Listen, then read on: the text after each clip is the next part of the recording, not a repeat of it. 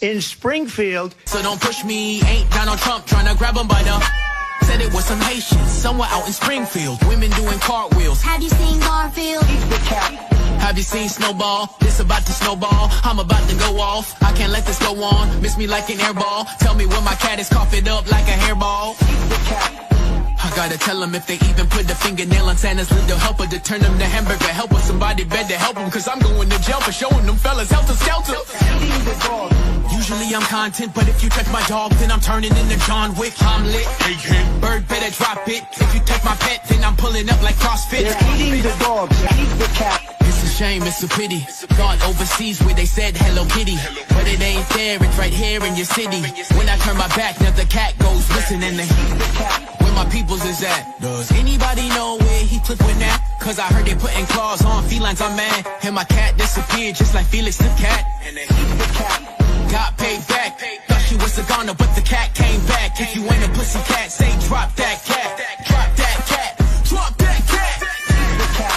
Got paid back. Thought she was a goner, but the cat came back. If you ain't a pussy cat, say drop that cat. Drop that cat. Drop that cat. They're eating the dogs, they're eating the cats. Eat the cat, eat the cat. They're eating the cats, they're eating the dogs. Eat the cat. Drop that cat.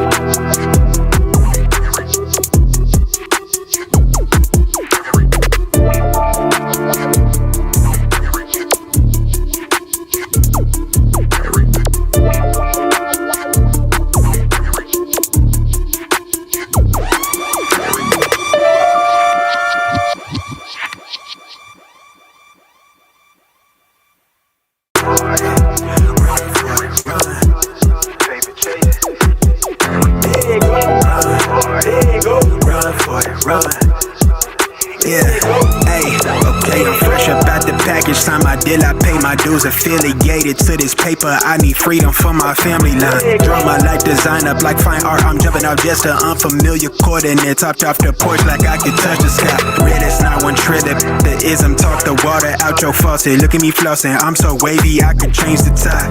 My intuition sense the hatred in your ways. You imitated, forging lines, claim meaning means that's just to justify. Yeah, right. West side, born maritime. Creole baby, my bloodline. My lungs clouded, my thoughts crowded. Say all I see is these dollar signs. Finna make a play and that sound delay. On mamas, I testify. Run for it, run for it, run. I'm out here paper chasing, looking for the funds. Run for it, run for it, run. I'm out here paper chasing, looking for the funds. Run for it, run for it, run. I'm out here paper chasing, looking for the funds. Run for it, run for it, run.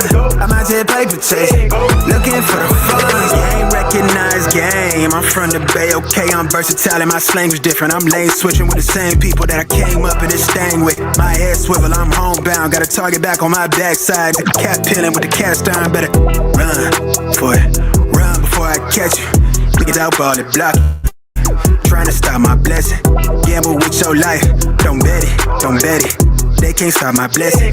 You do best not to test it.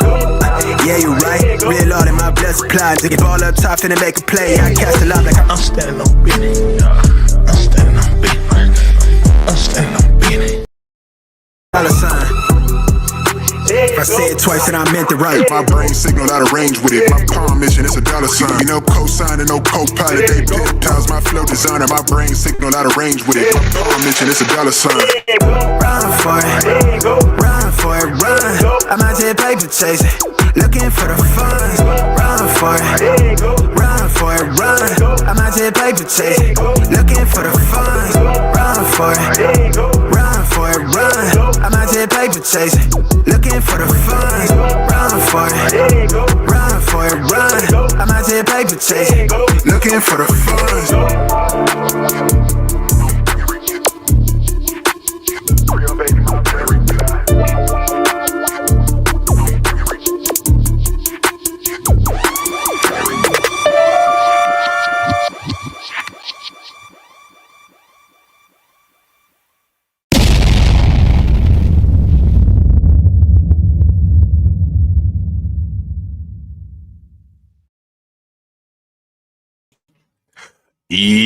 Yo, what up, y'all? It's your boy Rob coming back at you once again with another live stream. So before we get started, you already know what to do. If you're not subscribed to the channel, make sure you hit the bell icon twice. Smash the like button, share this video out to all of your followers, and let's get it cracking. All right, so shout out to everyone who is in the building early. It's good to see each and every one of you. If you can hear me okay and everything looks and sounds good on the screen, please give me a thumbs up or a radiation emoji in the chat. If you cannot hear me or things are looking and sounding kind of bad, please give me a thumbs down. If you cannot understand me, y'all need to bounce because you ain't of caliber. You know what I'm saying? Shout out to everyone who is here. Shout out to my man AB Promotions. What's good with you, bro? Make sure y'all show my man AB Promotions some love for the off-rip ducats. Definitely appreciate you, bro. Shout out to my man Black Free Thinker. Please make sure you guys do exactly what Black Free Thinker is saying. Leave a like on both streams. If you don't, somebody else will. It's all good. All right. Shout out to my man Cameron Jones. What's good with it, bro? Good to see all of y'all. All right. So, question: how many people bought Circle stock?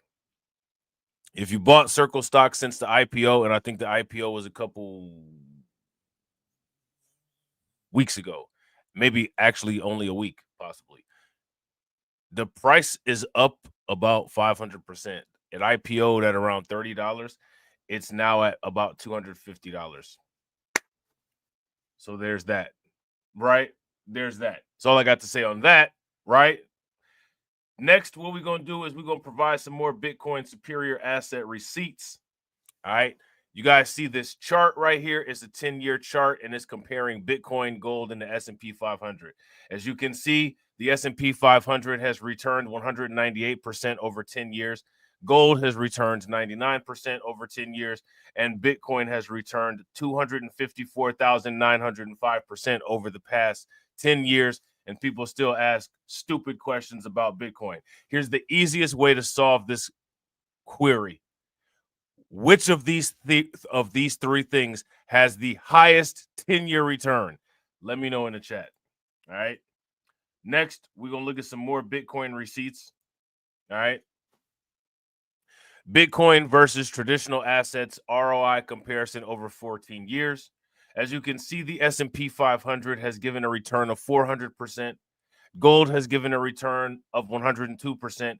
Bitcoin has given an astronomical return, and I believe that this astronomical return is, let me see, there's 3 zeros there, 3 zeros there, 107 million%.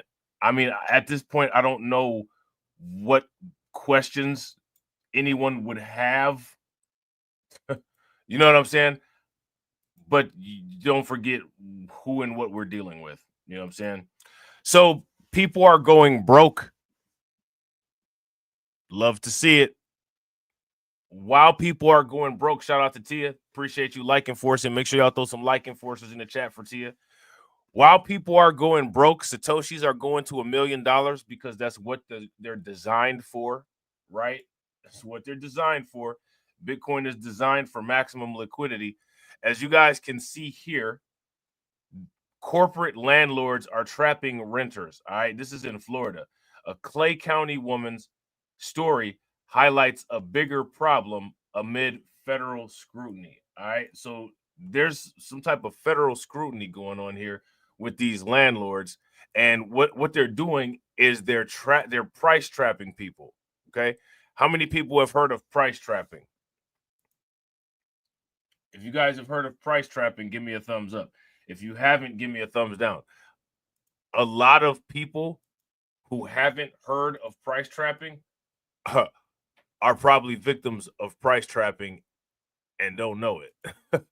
You know what I'm saying? So let me see. This actually froze up. So I'm going to try to get it back here on the screen. All right, there we go. Let's check this out real quick. All right, here we go. Now, here's my question. If wages are going down and jobs are disappearing, how are people going to be able to afford places to live?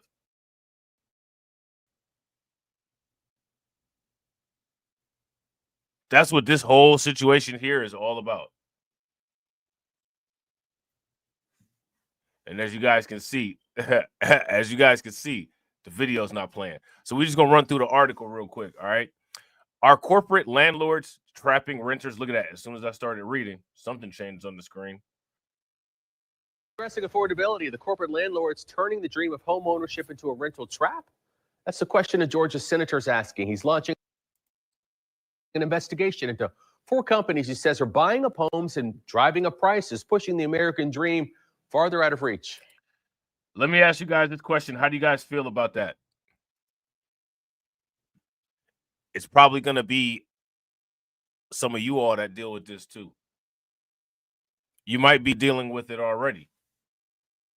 Now, this right here is where you get into the dilemma of asset ownership, right? People would call this, quote unquote, getting priced out. Now, let me ask you this. Do these landlords have the right to charge as much as they can get for these apartments? If they do, give me a thumbs up. If they don't, give me a thumbs down. Addressing affordability, the corporate landlords turning the dream of home ownership into a rental trap? That's the question a Georgia senator's asking. He's launching an investigation into 4 companies he says are buying up homes and driving up prices, pushing the American dream farther out of reach. News Product's consumer investigator Tiffany Salome introduces us to one woman who's caught in the middle, renting from one of the very companies now under a microscope, all while trying to buy a home of her own. On this street, big investors are making money. You've been renting this house for how long? 10 years. Wow, it's a long time. That is a long time. Yeah. It's not so apparent from the outside looking in, but investment firms are building wealth in the same neighborhoods where families used to. What's Investment firms are building wealth in the same neighborhoods that families were building wealth in. And shout out to AB Promotions. I agree. They have every right to charge as much as they can get. It's your job to be smart. It's not their job to save you money, right?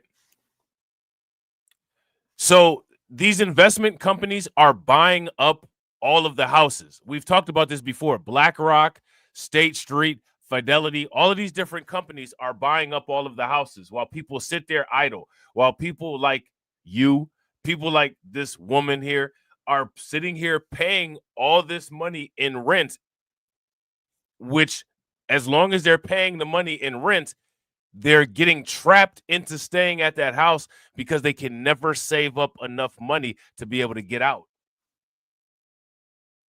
But who cares, right? Who cares? the situation now? Are you ready to get out? We are definitely ready to get out. Rebecca Jove is one of thousands of people in Jacksonville stuck in what she calls the rental trap. Excuse the mess. This is the guest bedroom, but we had a leak here probably 3 or 4 years ago. They had to cut a hole to get to the leak in the bathroom and never came to repair the hole in the wall that they cut. And underneath the sink here, they did fix the leak, but they did not fix the mold and the sinking of the idea, right? Shout out to AB Promotions. AB Promotions says the idea of the so-called American dream. The so-called Do you notice that the so-called American dream, it has nothing to do with wealth? People are chasing this to this day. They're chasing this. People going ham about it, doing all kind of political content, comparing themselves to other people. Here's one of the other people that people compare themselves to. This is what you want to chase down? This is what you want to chase down? You want to chase down being priced out of a house and living in an apartment that's so expensive that you're not able to buy a house? Hap at it, man. Y'all have fun with that. Keep on knocking at Trump's door. the That cabinet. is just like totally in the ground. Totally in the ground. It's just completely sunk in. So we can't even use it for storage or anything. So These are just a few of the issues Rebecca has had to deal with over the last few years while renting her home in Middleburg from Invitation Homes. She says she's also spent the last 4 weeks without a working AC. and you can't cook, you can't do your laundry, you can not mop. It's in the house than it is outside. The real estate investment company owns and manages. Hey, we got to ask this question, right? We got to ask this question. And we got to ask this question because it's 2024, right? We got to ask this question because it's 2024 and because Trump is the president. As a white woman living in Florida without an air condition, is her landlord guilty of an anti-white hate crime? Let me know in the comment section. Let me know in the comment section. Over 80,000 homes in neighborhoods across the nation, including hundreds of homes in Northeast Florida. How you would describe like your experience renting from Invitation Home for the last 10 years? So in the beginning, it was great. In the beginning, it was a good start. But the further that we got along, the more that you can see that it was, rent being jacked up every year, every single year for the last 10 years. We started off at a fair price and ended up paying far too much. So it has impacted our ability to actually get out and buy a house, which is what we are looking to do. Now, here's the question. What's the definition of a fair price? If you ask me, a fair price is a price that the consumer is willing to pay. Right? Let me ask you this. When capitalism, right? When we live in a system of capitalism, right? How is any price an unfair price? Like explain that to me. Explain that to me. A fair price is a price that's being charged that a consumer or a client is able to pay. Now, there's a difference between a comparable price and a quote unquote fair price. Now, if she's paying a non-comparable price, she probably should shop around a little bit more. But this idea of a fair price, any price that someone can pay under capitalism is a fair price, right? If you guys would agree, give me a thumbs up. If you guys would disagree, give me a thumbs down. So this term, this idea of quote unquote fair price, I don't know how legitimate it is. I don't know what side the fairness quote unquote belongs to, right? Shout out to Cameron. And that's facts. If you guys would agree, give me a thumbs up. If you guys would disagree, give me a thumbs down. Cameron says the market will reset when people don't accept the price. Absolutely. Unfortunately, everyone needs a house. Well, you kind of could get around home ownership. You kind of can. You know what I'm saying? It would be it would be extremely inconvenient, but you could get around it. You know what I'm saying? Spoke to Rebecca at her home in Middleburg, Florida. This is an issue impacting people nationwide.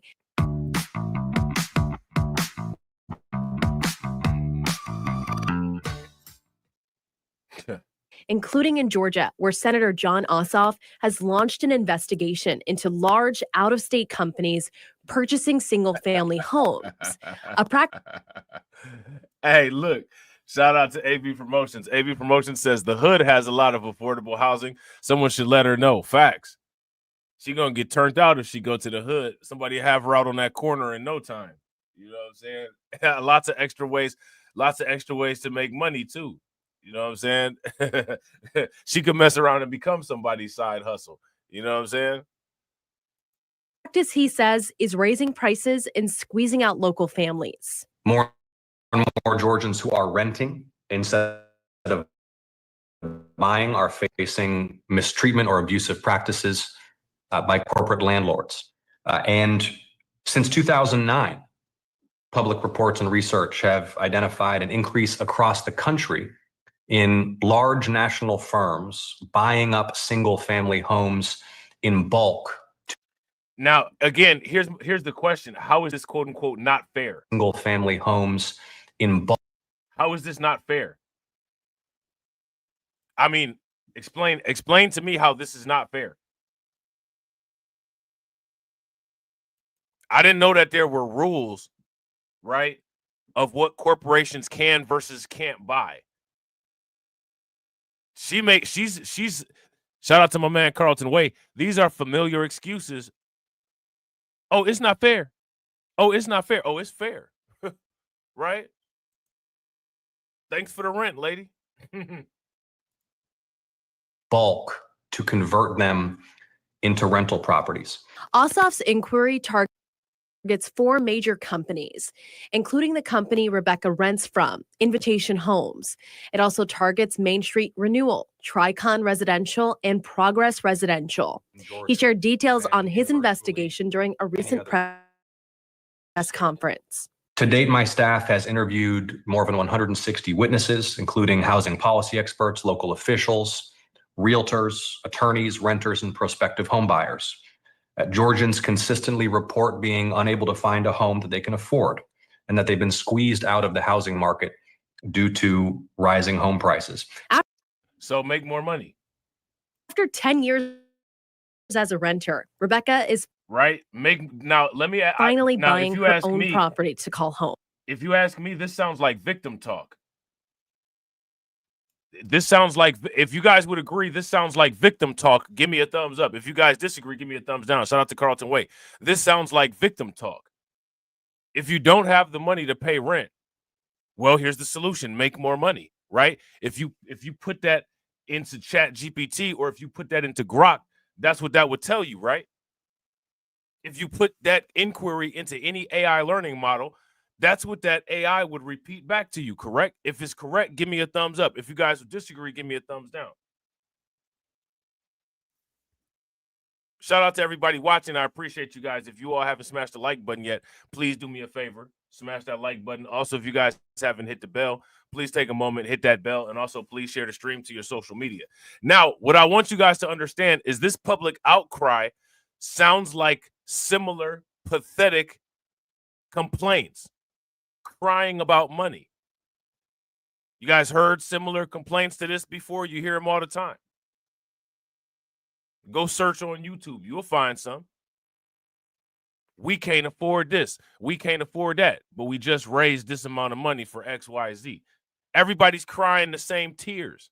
Everybody's lying, regardless of what side of the tracks they're on. They're irresponsible and they're lying. Shout out to Carlton. Carlton said, I had a friend years ago say the same thing to me, make more money. So you start buying Bitcoin and now you got more money than your boy. The world stays correct, right? The world stays correct. Being unable to find a home that they can afford. So again, this who cares?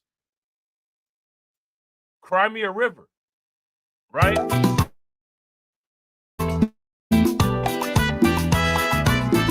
Cry me a river. Listen to this. These sound like familiar complaints. Carlton know about these complaints. Officials, realtors, attorneys, renters, and prospective home buyers. Georgians consistently report being unable to find a home that they can afford and that they've been squeezed out of the housing market due to rising. Now, these Georgians who cannot find a home that they can afford, they could go somewhere in the Steel Belt, right? Like they could move to Buffalo, New York. They could move to Western Pennsylvania. They could move to anywhere in Ohio, anywhere in Indiana, St. Louis, and find a house that's affordable, right? If you guys would agree, give me a thumbs up. If you guys would disagree, give me a thumbs down. Shout out to AB Promotions, right? AB Promotions said there's a popular white saying. It goes like this: pull yourselves up by the bootstraps. Yeah. I mean, if you guys would agree, give me a thumbs up. If you guys would disagree, give me a thumbs down. Right? Rising home prices. After 10 years as a renter. Now, if you ask me, I would tell somebody pull themselves up by the Bitcoin. Pull yourself up by the blockchain, right? I don't know how many people really, you know what I'm saying, work with bootstraps anymore. A lot of people nowadays wearing Crocs all over the place because they're too lazy and don't have the skills to tie up shoes. Renter. Rebecca is finally buying her own property to call home. Do you think that living here and having to pay those rent increases impacted your ability to be able to buy sooner? Absolutely. Absolutely. Just with everything that's going on in the world anyway, as it is, this has just made it a lot harder for us. But her struggle highlights a bigger affordability issue, driven in part by corporate investment strategies. We are leaving this. I mean, now listen, I want you guys to let's deal with this, right? This company or these 4 companies buying up all of these houses, this is similar to MicroStrategies and BlackRock buying up all the Bitcoin. It's similar to that Chinese company in New Hampshire buying up the water supply, right? If you guys would agree, give me a thumbs up. If you guys would disagree, give me a thumbs down. This house in 9 months, that is a 100% certainty. So it has impacted us in a lot of ways, but other than that, it's just been a very, very long road. Reporting in Middleburg, Tiffany Salome, Channel 4, the local station. All right. Yeah. The local station. All right. The local station better be careful before they find a corporate building under alternative management. Right? Shout out to the unemployment line. Right? Shout out to the unemployment line. Throw some flames in the chat for the unemployment line. It's about to get longer. It's about to get longer. Right? Shout out to John Guillory. Make sure y'all throw some flames, some radiation emojis, some ducks in the chat for John Guillory for dropping this article in the Discord. All right. Amazon CEO tells employees AI will replace their jobs in the next few years. They say, hey, listen, gather around. Gather around. We got an employee meeting that we got to tell everybody about. We got some things that we got to talk about. The first thing that I want to tell you pathetic peasants is that in the next few years, we won't have to pay you anymore. Why? Because you won't be working here anymore. Because we have robots that'll be able to do your jobs better than you. Now, let me ask you guys this question. Who are you going to vote for to get these robots to stop taking the jobs? I've been asking this question since last year. You know how slow the turnaround is on question answering, right? Amazon CEO tells employees AI will replace their jobs in the next few years. Here's my question. How are these people going to fund their organization?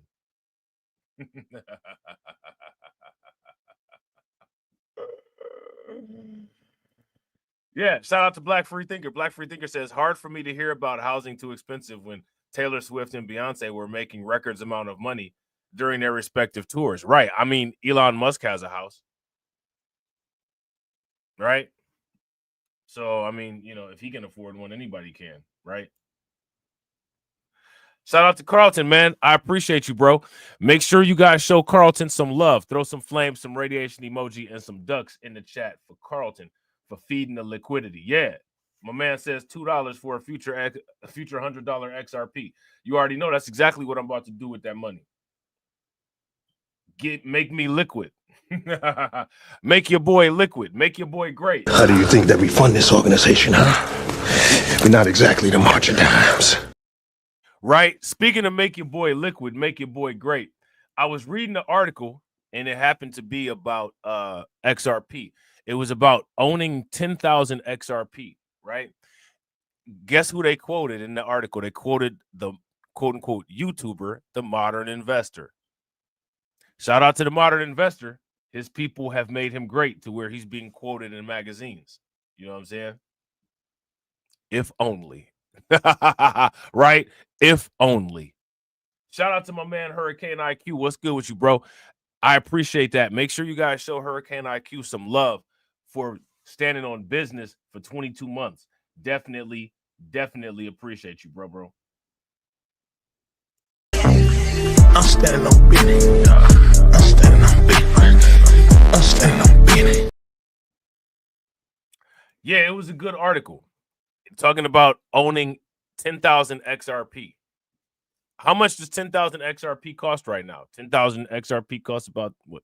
Maybe like $20,000, $21,000.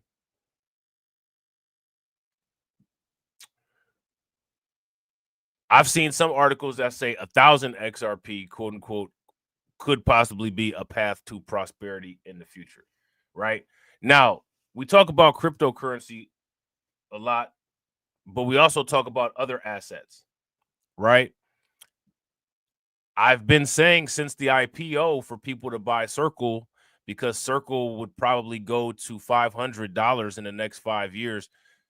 By the way Circle is moving, it might be at $500 by the end of the year.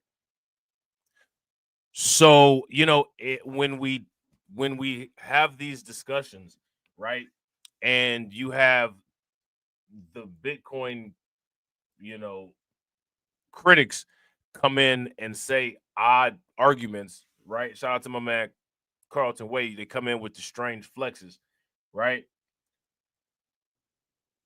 We talk about other assets too. Circle is a stock. None of the people who watch the channel that have Bitcoin derangement syndrome, not a one of them went out and got any Circle stock. Now they're more than likely priced out. Let me ask you guys this question. Do you all feel bad? I hope not. Amazon CEO Andy Jassy said on Tuesday that he expects Amazon's corporate workforce to decrease in number in the coming years as AI takes over tasks. In a memo to staff, Jassy wrote that Amazon is already using or building over 1,000 generative AI services and applications, a small fraction of what the e-commerce giant will ultimately create. These AI agents can act on their own to conduct deep research, write code, and translate languages. Okay. This is going to be in the next few years. Amazon is applying AI to improve its internal operations. The company is utilizing AI agents in its warehouse to improve delivery speed and has infused its customer service chatbot with AI capabilities. He noted that AI has also allowed Amazon to put together more detailed product pages on its site. Okay. Amazon is applying AI to improve its internal operations. What that means is it's applying AI to improve its revenue. These new AI capabilities mean that Amazon needs fewer human employees, as will all companies in the future.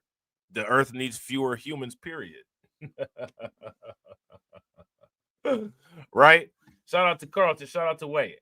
Shout out to Maine. What's good with it, bro? Shout out to Carlton. I appreciate you, bro. Make sure you guys show Carlton some love. Throw some flames, some radiation emoji, and some ducks in the chat for Carlton. Carlton emptying his cryptocurrency wallet into the chat. I like to see it. I like to see it. You know what I'm saying? If y'all don't make me great, ain't nobody gonna make me great. You know what I'm saying? Carlton said $5 for 2 XRP. Technically, this is a $200 donation. Technically, Carlton is being intelligently cheap. I like it. I like it. I like that. You know what I'm saying? Here go the thing though. If you really wanted to ball out, bro, you would get me like 100 million crow with knife with a $10 donation. Oh, on my Umar Bitcoin, on my Umar ungrateful Bitcoin grift. You know what I'm saying? Shout out to Carlton, man. Make sure y'all show Carlton some love. Throw some flames, some radiation emoji, some ducks in the chat for Carlton, and make sure y'all show John Guillory some love as well for the excellent article. All right, make sure y'all show both of them some love. I appreciate y'all. How do you think that we fund this organization, huh? We're not exactly the March of Dimes. Hey, they're going to need the March of Dimes after Amazon get through firing everybody. Jassy stated that Amazon builds more AI agents to take over tasks in its business units. The company will make cuts to its human workforce. Now, I want you guys to run it down the line for me, all right? The last couple streams, how many companies have we said are going to be trimming their workforce? We talked about Walmart with the drone delivery service, right? We talked about that factory in Vancouver that's shutting down, right? We talked about Paramount cutting out all these employees. How are people going to make, and people are literally, when you talk about this type of content, people act like it's not an urgent situation on dealing with money. There's economic crisis on the horizon, rising inflation, rising unemployment, artificial intelligence. I told you guys the immigrant issue is only one piece of the puzzle. But for some reason, people only got attention for the immigrant issue. They don't have any attention for this. And if you ask me, I believe it's because of the complexity. If you're simple, it's difficult for you to understand or explain complex ideas. You know what I'm saying? So now here it says we will need fewer people doing some of the jobs that are being done today and more people doing other types of jobs. Now, these other types of jobs are going to require some advanced education, programming, understanding of advanced AI models, machine learning technicians, all of this type of stuff. It's hard to know exactly where this nets out over time, but in the next few years, we expect that this will reduce our total corporate workforce as we get efficiency gains from using AI extensively across the company. Now, if artificial intelligence provides efficiency gains system-wide, my question for everybody is, once AI is introduced, why does the planet need humans? Shout out to Carlton. Carlton says Google is letting people go too.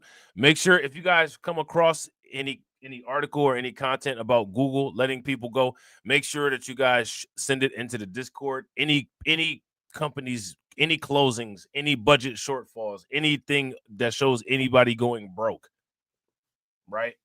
Send it to the Discord so we can make fun of these people in their hard time. Okay. Jassy advised employees to attend workshops and training on AI. Do you think they're going to do it? No. To use the technology wherever possible and to tap into AI to get more done with smaller teams. Basically, this is a dog whistle. It's saying, hey, if you want to remain relevant, aka employed in the future, get to know AI. No one's going to take advantage of this. Because when you tell people about a future that's coming, what do people do? Nothing. They don't do anything. They sit around and act like the future will never get here. So, he said employees who embrace AI and become conversant in it will be best positioned to help the company move forward. What that basically means is that they'll be best positioned to remain employed. Embrace artificial intelligence.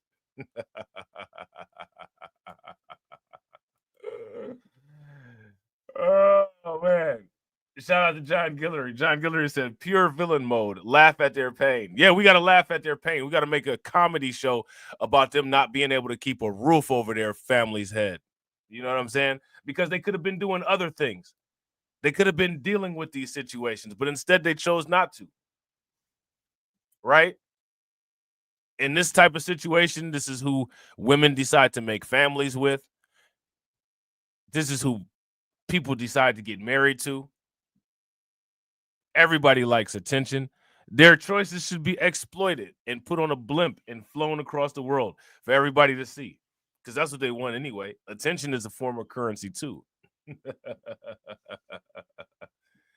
Amazon employees took to internal Slack channels on Tuesday to criticize Jassy's message, per Business Insider. They were whining.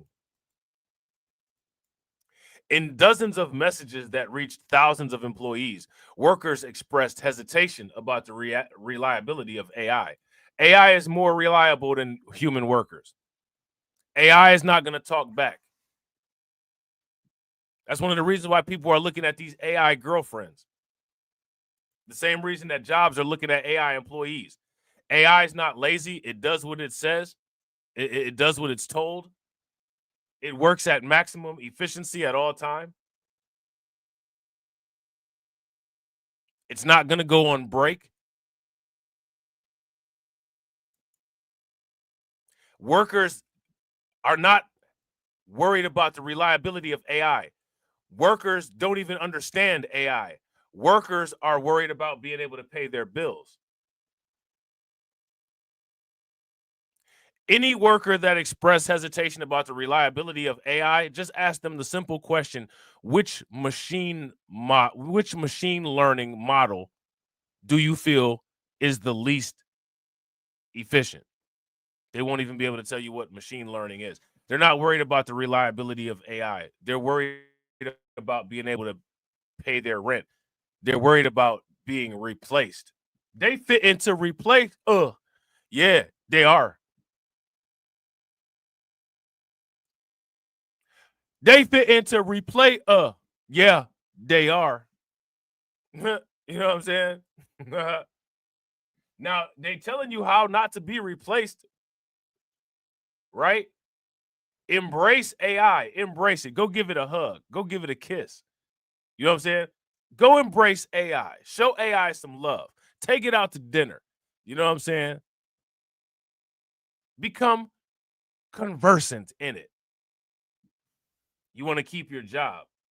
If you don't want to keep your job, cry about it on the Slack channel and resist the change that's ultimately coming anyway. You know what I'm saying? Whether you like it or not. Do these people at Amazon think that anybody cares about these Slack channel tiers? No one cares about what you got going on in your Slack channel. The company's watching what's on Slack anyway. You know what I'm saying? They call the technology dangerous. Why they call it dangerous? Because I might not be able to pay my bills due to its tendency to hallucinate or make up answers. Well, the workforce is also hallucinating, and the workforce makes up answers too. The difference between AI hallucination and AI making up answers is the hallucinations and the answers are based in data that's fed to them from data banks. It's not based on laziness and creativity.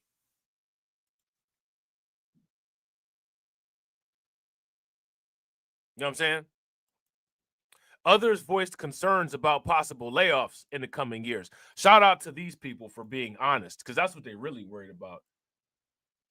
Now, if layoffs are coming right in the coming year. Let's say you got 5 years to get ready to deal with AI, right? You got to do a human difficulty adjustment.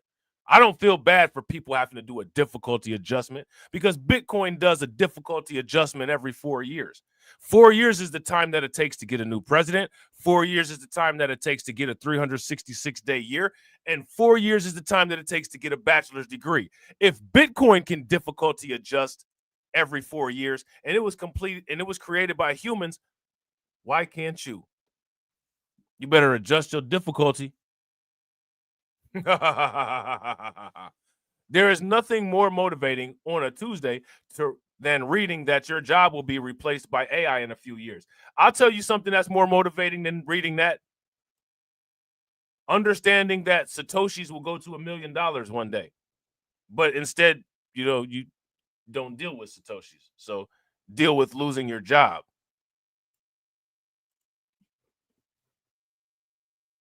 Right? You don't deal with Satoshis. So deal with losing your job. You know what I'm saying? Amazon has laid off more than 27,000 employees since the start of 2022 to reduce costs. Now, if Amazon is laying off 27,000 employees, why do people think that these layoffs are going to stop? Layoffs increase revenue. Let me ask you guys this question. When it comes to shareholders, what do shareholders vote on? Ways to increase revenue. So if they laid off 27,000 employees, at some point, they're going to lay off 30,000 employees, right? If you guys would agree, give me a thumbs up. If you guys would disagree, give me a thumbs down. The tech giant has made dozens of cuts this year to its communications and sustainability departments, devices and services unit, and books division. Well, we know why that is. People don't read. The company is also planning to invest heavily in AI this year, outpacing its peers. They're trying to get rid of as many employees as they can, as fast as they can. Now, if Amazon didn't want to do this, Amazon doesn't have to do this. No one's, putting a gun to Amazon's head and saying, do this. You know what company you don't hear about making any cuts? MicroStrategies. You know what company you don't hear about making any cuts? MetaPlanet.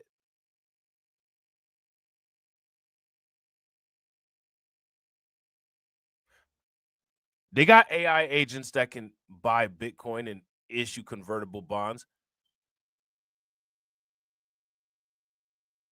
I haven't heard about MicroStrategies reducing its workforce. I haven't heard about MetaPlanet reducing their workforce. You want to know the difference between Amazon and MicroStrategies?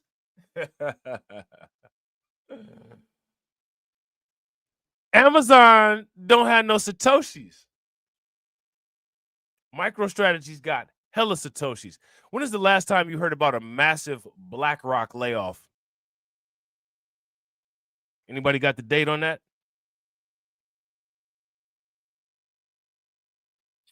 Why haven't we heard about a massive BlackRock layoff? BlackRock got hella Satoshis.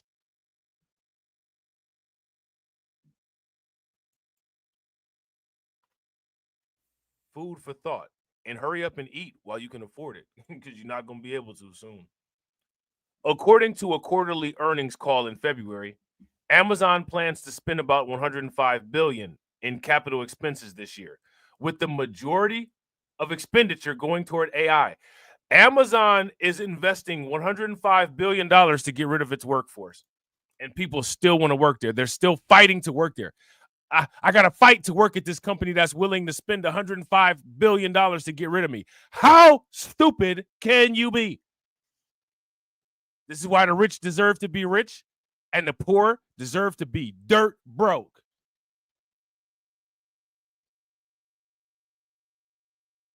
You know what I'm saying? In comparison, Microsoft is spending $80 billion on AI this fiscal year. Google's parent company, Alphabet, is expecting $75 billion, and Meta is preparing to spend about $65 billion. All of these companies spending this giant expenditure on AI, all of them have announced layoffs. Amazon has more than 350,000 corporate employees and 1.56 million full and part-time global employees as of March 31st. And in a shareholder meeting somewhere, somebody said, we have to reduce this amount of employees by X percent. And so, like they say on so many YouTube videos, it begins.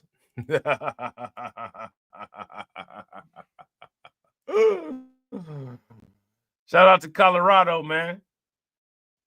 You know what I'm saying? Shout out to Brooklyn Queen. What's going on with the Brooklyn Queen? Shout out to Colorado. They got Trinidad and Aragua taking the same way. In Florida, they got them companies taking over the real estate. The city of Boulder freezes hiring for vacant positions amid potential budget shortfall. Everybody going broke out here. Hide your wife, hide your kids. Everybody going broke out here. You know what I'm saying? They breaking everybody out here.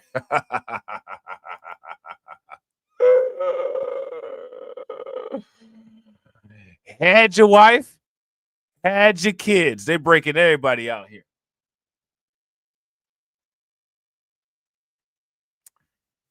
Well. What do you guys think about this? The Boulder city government has put an immediate freeze on hiring for vacant non-essential jobs for the remainder of the year amid concerns about an $8 to $10 million budget shortfall. They better start investing in artificial intelligence. They better start investing in artificial intelligence. Not so they can keep people employed, so they can get the money that they need. You know what I'm saying? The decision, one of several the city has proposed to make up the spending gap, comes as the city's tax and fee revenue have fallen below its projected amount, according to a news release from the city of Boulder. Now, here's my question for you guys. Why are these budgets coming up short? Yeah, if you guys agree with Carlton, give me a thumbs up. If you guys disagree, give me a thumbs down. Layoffs to universal basic income pipeline. This is what people want. I'm so glad. I'm so happy to see people get what they want. I'm so happy about this. You know what I'm saying? We do not take this step lightly. Like many other local governments, we are facing challenging conditions. Nuria Riviera Venturmide, Boulder City Manager, said in their release, we have a responsibility to ensure that we can fulfill our obligations to serve our community within a balanced budget, including get rid of people if we can't pay our bills. The city will make exceptions to the freezes for critical roles such as public safety and water quality positions for now, and will honor any offers that have already been made, the release says. The city's primary source of income is from sales and use tax and property tax. Now, what this means then is that the tax revenue is decreasing, right? Now, here's the question. Why is the tax revenue decreasing?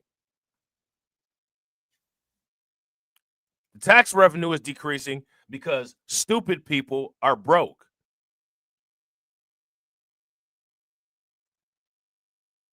If you guys would agree, give me a thumbs up. If you guys would disagree, give me a thumbs down. The stupid contingent of taxpayers is broke. So guess what? No tax money, no tax revenue. But sources also include other fees, such as taxes on marijuana and electronic smoking devices, according to the release. The city's general fund, which covers many programs, including public safety, roads, parks, recreation centers, social service initiatives, and community engagement, is under the most stress due to shortfall, the release says.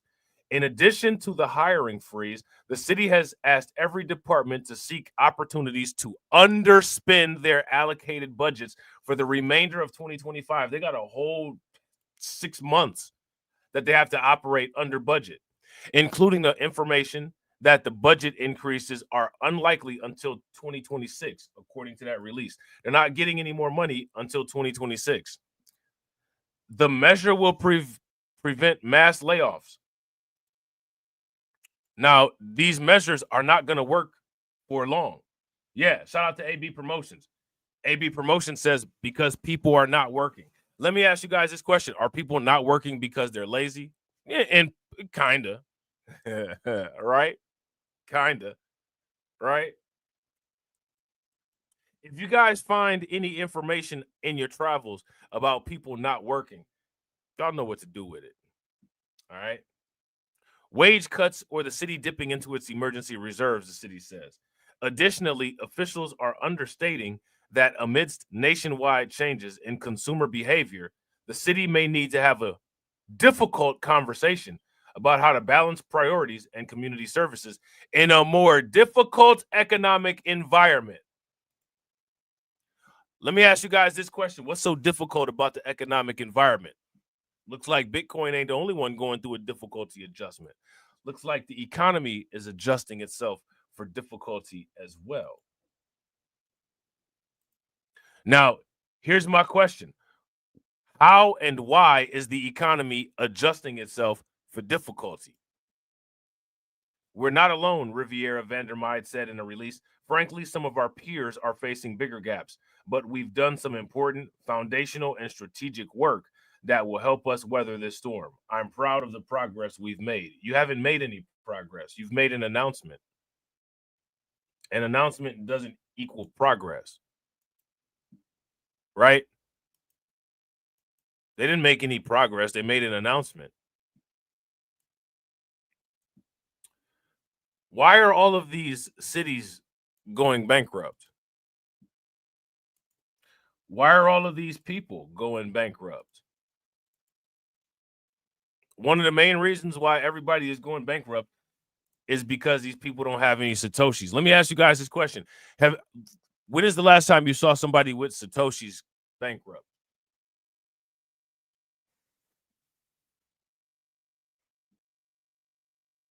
This is why these people deserve this fate.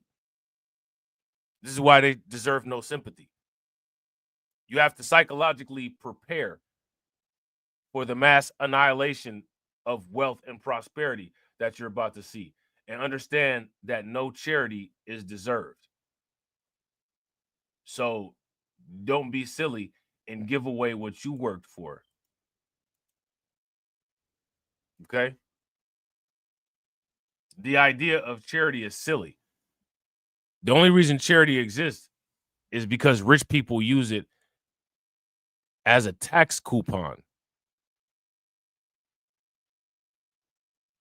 It's a tax coupon. There's no charity that's out here making anybody rich. You know what I'm saying? Charity is simply something to keep rich people out of trouble with the government.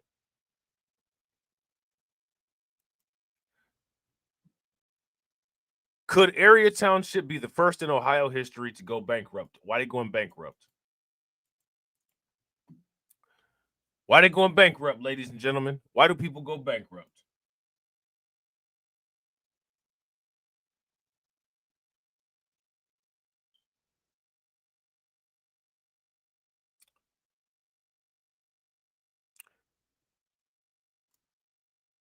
The problem: Miami Township doesn't have $45 million. The township has a large budget, but most of its revenue is tied to levies that must be spent on designated purposes.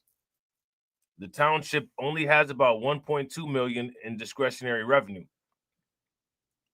which it uses for staff salaries and parks. Looks like some people probably are going to end up getting laid off.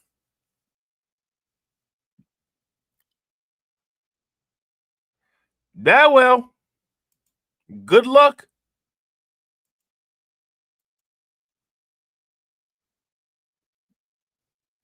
Good luck.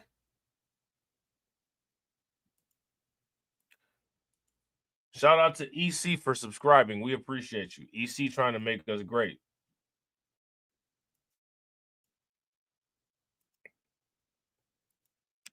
Shout out to Arthur Hayes. We got an article here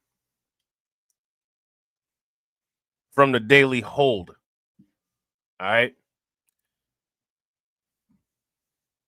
This is how the United States government plans on dealing with its budget shortfall.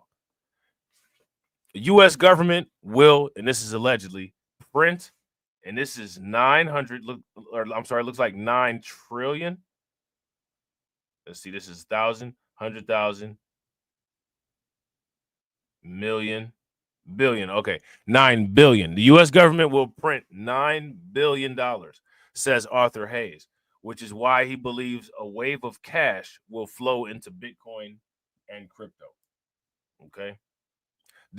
Listen, so right here, right, what we're doing is we're creating a roadmap to $1 million Bitcoin, right? This is part of the roadmap. We got institutional adoption as part 1, economic, macro and micro conditions as part 2, monetary policy, which kind of falls under macro and microeconomic conditions, I would say is part 2A. Okay. BitMEX co-founder Arthur Hayes believes the Federal Reserve is primed to inject massive liquidity into the U.S. economy. An interview on the Dave Lynn Report, right? Shout out to the Dave Lynn channel, right? I've told people they really should check that channel out.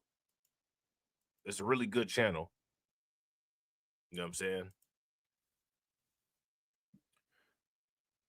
How many people watch David Lynn?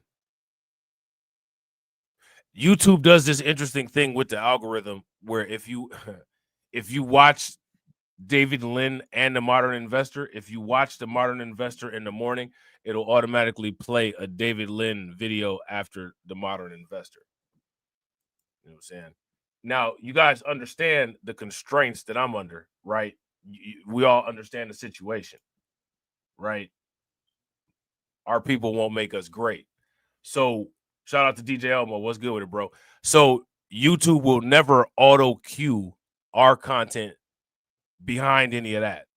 So we'll be stuck where we are indefinitely, right?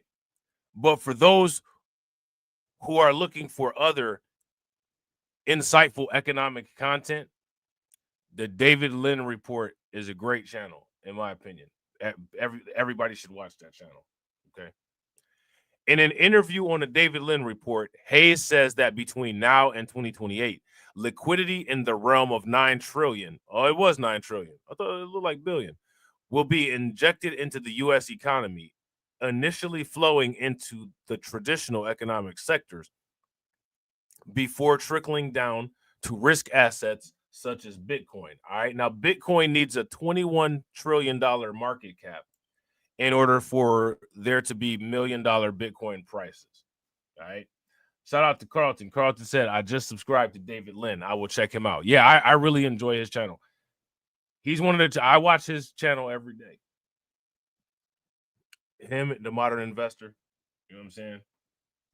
And Money Rules, because we know Money Rules is the Modern Investor channel where he shows his face. Right. And I think the banks are going to free because they now don't have to hold all this equity capital against their treasury books. They can lend more into the real American economy. And so you're going to see the amount of loans going to manufacturing firms increase, which is, again, that's an increase in credit. And that will make its way to crypto as well.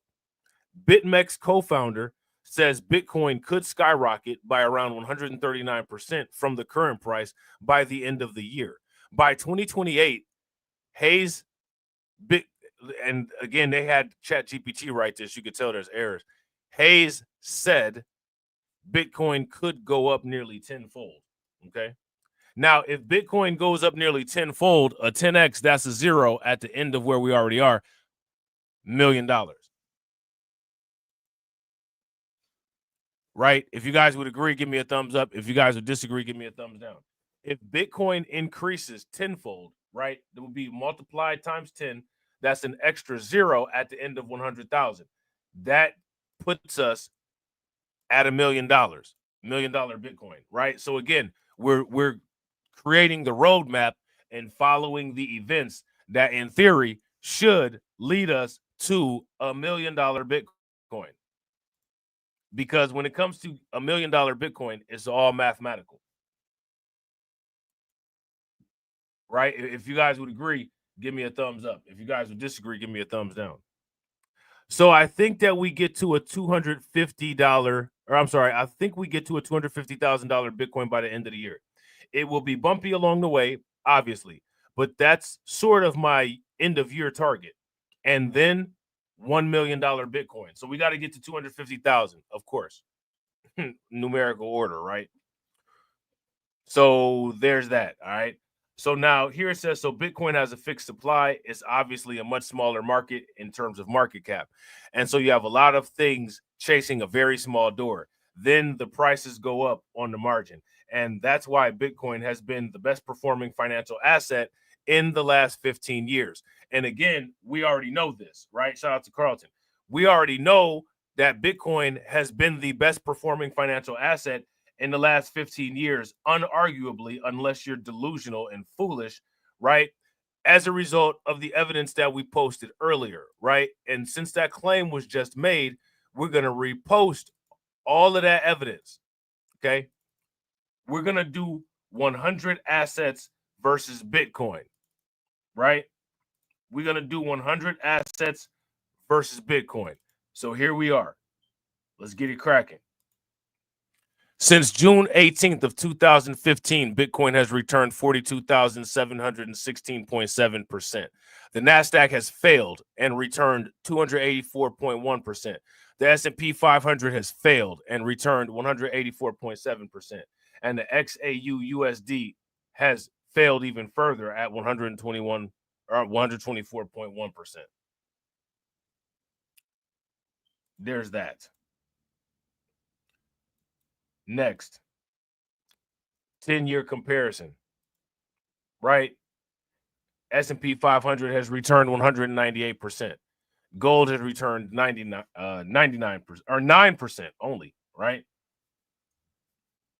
Bitcoin has returned 254,905%. Yet and still, despite all this evidence, we will have people deny evidence because that's what they do. Bitcoin versus traditional assets, return on investment comparison over 14 years. Gold, 102%. S&P 500, 400%. Bitcoin blows everything out of the water, completely out of the water. Not only does Bitcoin blow everything out of the water, Bitcoin blows everything out of the water completely since year one. And it just continues to get even bigger. You know what I'm saying? Hey, shout out to the future investment. Feed the liquidity. I need to be liquid. You know what I'm saying? Shout out to John Guillory. John Guillory said $5 equals 0.004654 Bitcoin and will be about $465.4 in about 4 years at $1 million a coin, and 10 years, 10 million at 4,654. So I really just donated $4,700. Shout out to John Guillory for the $4,000 donation. Y'all know how it go, man. Y'all know how it go. We getting that Bitcoin, we getting them XRP, we getting that Solana, we getting that Ethereum, getting that Circle stock, we getting it all. How do you think that we fund this organization, huh? We're not exactly the march of dimes. We about to buy up your neighborhood and then overcharge you for rent. That's what we about to do. You know what I'm saying? We about to fund the AI that's about to destroy your job. That's what you get. I bet you listen then, right? I bet you listen then. Those people are so mean. Them people mean to themselves. Now, shout out to Cointelegraph. They have this article here. It says no one will sell their Bitcoin once it taps $130,000. I don't think that people really are into selling it now. You know what I'm saying? Now, the more people that hold, that's another pathway, the ancient Bitcoin pathway, right? To $1 million, right? We have all of these different pathways that are taking shape. So we just need a few events on each pathway to occur in order to catalyze the trajectory to $1 million Bitcoin. Our kids, right? Our kids will be the beneficiaries of $1 million Satoshis, right? How many people have seen the Bitcoin halving schedule? If you've seen the Bitcoin halving schedule, give me a thumbs up. If you have not, then give me a thumbs down. The very last cycle of the Bitcoin halving schedule is where I believe 1 Satoshi is the block reward, if I'm not mistaken. 1 Satoshi is the block reward. Currently, the block reward is about $300,000. It's about 3 Bitcoin. So at the very least, if Bitcoin never appreciates, which is going to have to appreciate anyway, what that's saying is that at some point, at the very least, a Satoshi would be worth $300,000. Now, this is in the distant future. This is generations down the road. This is why you have to lay out a financial plan for your family and instructions on what to do versus what not to do, and create legal pathways for if you have failures in your family that want to burn through all the money so that you don't let them do that. Right? If you guys would agree, give me a thumbs up. If you guys would disagree, give me a thumbs down. Yeah, shout out to AB Promotions. AB Promotions says nobody's selling the Bitcoin now. Facts. How many people in the comment section are selling their Bitcoin? If you plan on selling your Bitcoin today, give me a thumbs up. If you don't plan on selling your Bitcoin, then give me a thumbs down. Shout out to everybody watching. I appreciate you guys. If you all haven't smashed the like button yet, please do me a favor. Take a moment. Smash that like button. Also, if you guys haven't hit the bell, please take a moment, hit that bell, and also please share the stream to your social media. Bitcoin selling will peter off once Bitcoin's price moves above $130,000, says a crypto executive. And again, I got to go with what AB Promotions is saying. I don't think people are really selling all like that now. You know what I'm saying? I think more people are interested in buying and holding Bitcoin than you have people who are interested in selling it. Bitcoin sell pressure will have evaporated once it crosses the $130,000 mark, according to Bitwise CEO Hunter Horsley. Once Bitcoin breaks through 130 to 150,000, no one is going to sell their Bitcoin. Bitwise CEO Hunter Horsley said in an X post on Wednesday. Now, connecting the dots, if this is the case, right? Let's just say, for instance, this is the case, which more than likely it is, but I don't think that this is anything, different than what we have with the normal holding behavior, right? But let's just say that it is. This is going to increase the daily accumulation of ancient Bitcoin. Galaxy Digital founder Mike Novogratz recently said the price range is possible this year, citing strong institutional flows and growing demand for digital asset. Now, we're going to talk about these strong institutional flows. We're going to talk about these strong institutional flows. If we don't get to it today, I would like to talk about it Saturday. Might not be able to. At the very least, we're going to try to talk about it on Sunday or Monday. But there's a lot of money going into Bitcoin, And it's not just the money that's being printed by the Fed. It's coming from institutions as well. You know what I'm saying?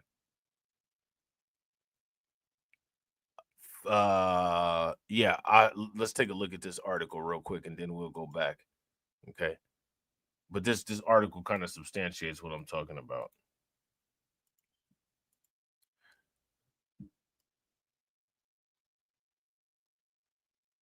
So I want you to take a look at this. GameStop joins $50 billion institutional surge into Bitcoin as a treasury asset. So, yeah. You know what I'm saying? Like, people are diving headfirst into Bitcoin. Should have done this a long time ago. Okay. We're gonna go into this article a little bit later. Okay. We're gonna go into this article a little bit later because, again, this is on the pathway to $1 million. Now, the question is, how long will this pathway take? See, that's the real question. Regardless of how long the pathway takes, people need to be stacking the entire time, right? So now here it says Bitcoiners who bought a very long time ago are selling. Bitcoin is currently hovering sideways around its all-time highs. I don't think that that's a bad thing.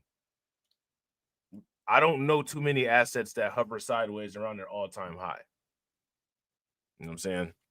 At the time of publication, Bitcoin is trading at $108,698, just $3,272 shy of its May 22nd all-time high of $111,970, according to CoinMarketCap data. Horsley said that current sell pressure mainly comes from early buyers who acquired Bitcoin at much lower prices and are now choosing to take profits around the psychologically important $100,000 level. And these people will all buy their Bitcoin back as well, because these are whales, right? The whales and early Bitcoiners. Right now, at 100,000, it seems individuals who hold a lot of Bitcoin that was bought a long time ago at very low prices are selling some, Horsley said. However, Horsley said this will be short-lived. Once Bitcoin breaks new levels, this will peter off, he said. So these people are taking temporary, profits, saving the money, waiting for a dip to then buy their Bitcoin back. Even before Bitcoin crossed over $100,000 on May 8th, on-chain analytics firm Glassnode warned of a notable increase in older investors selling once that level was reached. Okay. Horsley says Bitcoiners will find alternative ways of accessing liquidity. On average, Bitcoin's long-term Bitcoin holder, those who have held for more than 155 days, is currently up around 215%, with an average purchase price of $34,414, according to crypto analytics firm BitBo. Okay, so these people who have purchased Bitcoin per one, right, with an average price of $34,414, for the most part, they're up an average of $66,000 per Bitcoin. Not bad, right? Not too shabby. Uh-oh.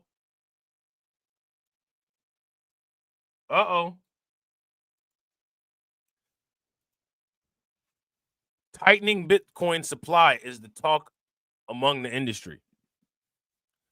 What's the implications of the tightening Bitcoin supply? While the profit margin is large now, Horsley said that the tightening supply will likely result in a decrease in the amount of Bitcoin being traded. Okay. So these people who have purchased Bitcoin per one, right, with an average price of $34,414, for the most part, they're up an average of $66,000 per Bitcoin. Not bad, right? Not too shabby. Uh-oh. said that Bitcoin holders who need money in the future will find other ways to use their Bitcoin without selling it. And we know that one of the strategies that people have said or that people are doing is taking loans against their Bitcoins. So again, these people understand the idea is to get as much Bitcoin as you can, never sell it. Okay. And from there on, when people need liquidity, there you go. They're going to borrow from an ever-growing set of lenders, and their Bitcoin is going to appreciate faster than the interest rate on the loan money. And as a result of loaning against Bitcoin is almost guaranteed payback, the rates, in theory, should be extremely low. You know what I'm saying? Meanwhile, Cointelegraph reported that over-the-counter desks, which facilitate large off-exchange trades, are showing signs of tightening supply. Okay. Strategy's Michael Saylor recently echoed a similar sentiment. On June 10th, Saylor noted that approximately 450 Bitcoin are available for sale each day by Bitcoin miners, amounting to roughly $50 million at its current price. If that $50 million is bought, then the price has got to move up, Saylor said. At the current price level, it only takes 50 million to turn the entire drive shaft of the crypto economy in one turn, Saylor added. Okay. So yeah, man. What we're doing now is we're watching all of the predictions play out. Okay. We're watching all of the predictions play out. Okay. Now, let me see this. Hold on real quick. Institutional buyers, for the most part,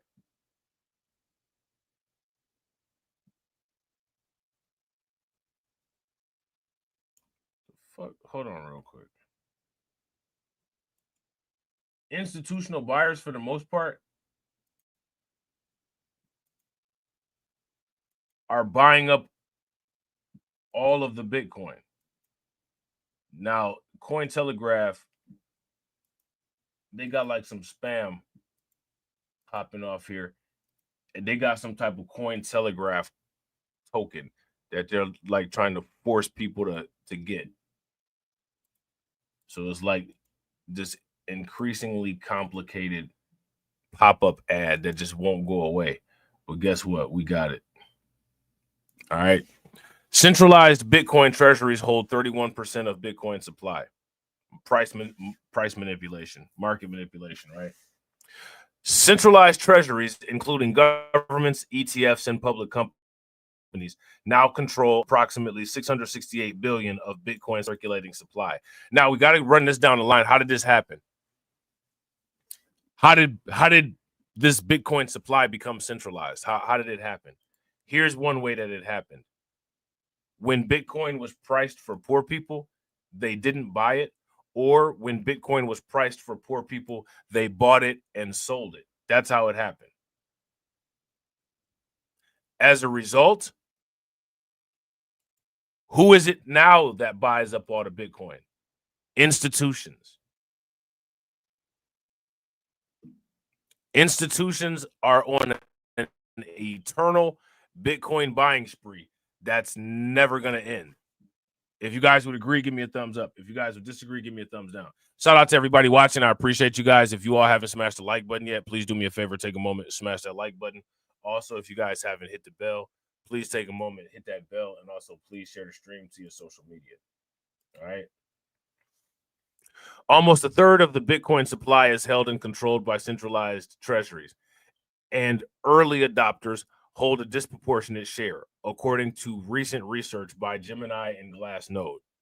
Centralized treasuries, including governments, exchange-traded funds, and public companies, now control 30.9% of the circulating Bitcoin, signaling a growing shift towards institutional-grade infrastructure, noted researchers in a report on Wednesday. Again, what does this mean? What does this mean? What this means is that Bitcoin is harder for the average bumbling idiot to get. That's what it means. Okay. The total Bitcoin held across major institutions and custodial entities has surged to 6.1 million Bitcoin, worth around $668 billion at current prices, representing an increase of 924% in supply held by these entities over the past decade, they reported. The surge in Bitcoin holdings by treasuries, governments, and institutional funds indicates that these entities view the asset as a strategic store of value, they stated. Okay. So, and again, you have people like debating this. There's nothing to debate. Like, this is actually happening.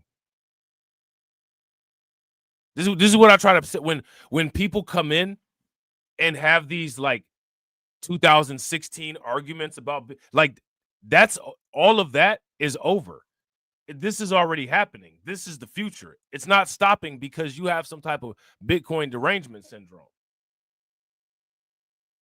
You know what I'm saying? Shout out to DJ Elmo. Yeah, DJ Elmo said the corporate players are displaying monopolistic positions. Absolutely. BlackRock, MicroStrategies, facts.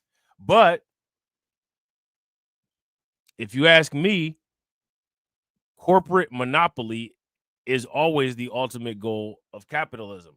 So what this actually means is that these companies that have established monopoly level enterprises, they've effectively completed the game.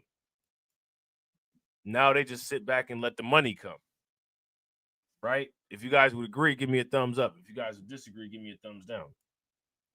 During the same period, the spot price of Bitcoin has climbed from under $1,000 to over $100,000, reinforcing the thesis that institutions increasingly view Bitcoin as a strategic asset.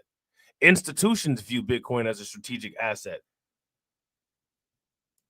Everyday people are still asking stupid questions. They're still asking dumbass questions. None of these institutions are asking questions. These institutions are writing reports and giving memorandums to their shareholders, investors, and clients every day on why to buy Bitcoin and let them hold it. And poor people are still asking silly questions. Again, there's a reason why rich people are rich, and there's a reason why poor people are poor. A lot of it has to do with intelligence gap.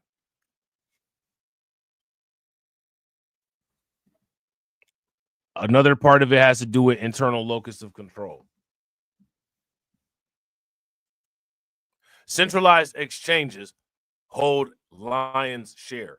However, the chart includes centralized exchanges that hold around half of that figure, and these assets may be held for individual customers and retail investors. Okay.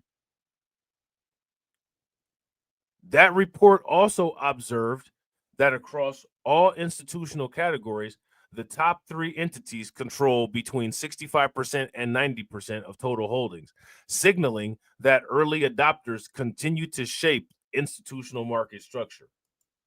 This concentration is most apparent in DeFi, public companies, ETFs, and funds, it noted. Okay. Sovereign treasuries can influence markets. The research also found that sovereign treasury wallets show infrequent movement and little correlation with Bitcoin's price cycles. However, they hold enough of the asset to impact markets when coins are moved or sold. It cited government treasuries of the United States, China, Germany, and United Kingdom, where most Bitcoin is acquired through legal enforcement actions rather than market participation. Transformation to institutional maturity. The report concluded that with almost a third of Bitcoin circulating supply now held in central treasuries, the market has undergone a structural transformation towards institutional maturity. Although Bitcoin remains a risk-on asset, its integration into traditional finance has made price action more reliable and less driven by speculative extremes, they said. Okay. So again, just more and more evidence. There's more and more evidence. Okay, but what do we have? We have people continue to ignore the evidence. They continue to ignore it. These are the people at work that fight change and then find themselves unemployed. You know what I'm saying? K33 announces plans to purchase up to 1,000 Bitcoin. K33 has launched a SEK $85 million share issuance at a price of SEK 0.1036 per share. Okay. So everybody has these plans to take out debt to buy Bitcoin. More companies are using this model. More and more companies are using this model. K33AB, a leading digital assets brokerage and research firm, announced today the launch of a SEK $85 million direct share issuance to fund the purchase of Bitcoin. Okay. The company aims to build Bitcoin as a core asset on its balance sheet, targeting the accumulation of up to 1,000 Bitcoin as a strategic reserve. Okay. Here's the official tweet. Nobody is excited, you know what I'm saying, by K33, right? There's other stuff going on Twitter. Who pays attention to this? Right? You should always pay attention to what people are doing with assets that you invest in, right? That's the intelligent thing to do. That's the common sense thing to do, right? The share issue priced at SEK 0.1036 per share is fully backed by existing shareholders and new investors. Proceeds from the raise will be used exclusively to acquire Bitcoin, supporting K33's accumulation strategy revealed in May. By acquiring Bitcoin, the company aims to strengthen its balance sheet, boost brokerage margins, launch new products, and attract more investors. This raise marks a major milestone towards our initial goal of acquiring 1,000 Bitcoin before scaling further. So they want to get 1,000 Bitcoin, right? And then scaling further basically means they're going to get more Bitcoin once they meet their initial goal. And when we talk about scaling, for the most part, that's when you talk about moving zeros. This is the same thing that I talk about. Get 10, get 100, get 1,000, get 10,000, get 100,000, get 1,000,000, get 10 million, right? This is how you're supposed to move. Base 10, logarithmic movements upward, right? To expand your value faster, okay? We strongly believe that Bitcoin represents the future of global finance and are positioning K33 to benefit maximally from this. Everybody's saying the same thing. Now, here's the question. Why do these people believe that Bitcoin represents the future of global finance?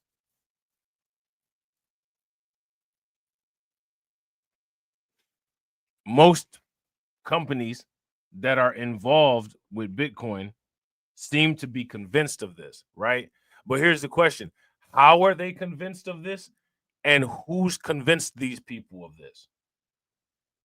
Everyone seems to be, well, not everyone, right? Not everyone.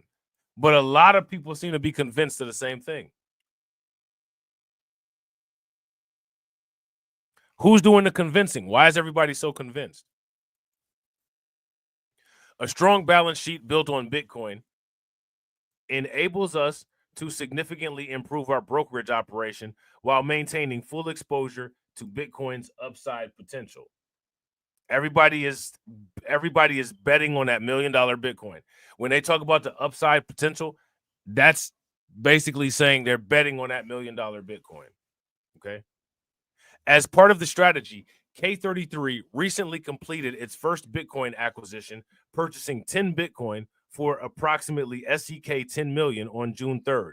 This transaction is the initial deployment of capital from the SEK $60 million investment commitment announced earlier this year to support the company's Bitcoin treasury. Okay. We expect Bitcoin to be the best performing asset in the coming years, and will build our balance sheet in Bitcoin moving forward, stated Jensen. This will give K33 direct exposure to the Bitcoin price and help unlock powerful synergies with our brokerage operation. Our ambition is to build a balance sheet of at least 1,000 Bitcoin over time and then scale from there. Okay. So again, how many people have devised their own models similar to these companies? Shout out to Vince. What's good with it, bro? That's my. If you have, give me a thumbs up. If you have not, give me a thumbs down. Shout out to Sly Lawyer. Sly Lawyer says 0.2 Bitcoin or 100,000 Dogecoin.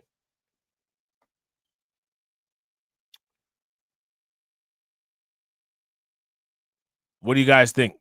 Let Sly Lawyer know what you think as which one you should get, 0.2 Bitcoin or 100,000 Dogecoin. Now, here's my question. If you've been in crypto for an appropriate amount of time, you know what I'm saying, you might have 100,000 Dogecoin, right? You might have 0.2 Bitcoin too. You might have both of these, right? But which of them do you think has more value, or which of those do you think has the potential to have more value? You guys let me know in the chat. And also let me know the reason why. Good question, by the way. During its Q1 2025 report and strategic outlook presentation, K33 underscored the accelerating institutional adoption of Bitcoin. Again, poor people are not adopting Bitcoin. Shout out to L12. L12 says definitely 0.2 Bitcoin. If you guys agree with L12, give me a thumbs up. If you guys disagree, give me a thumbs down. Now, if Bitcoin 10x's, right? If Bitcoin 10x's, 0.2 Bitcoin would be $200,000 US dollars, right? If Dogecoin 10x's, how much in US dollars will 100,000 Dogecoin be?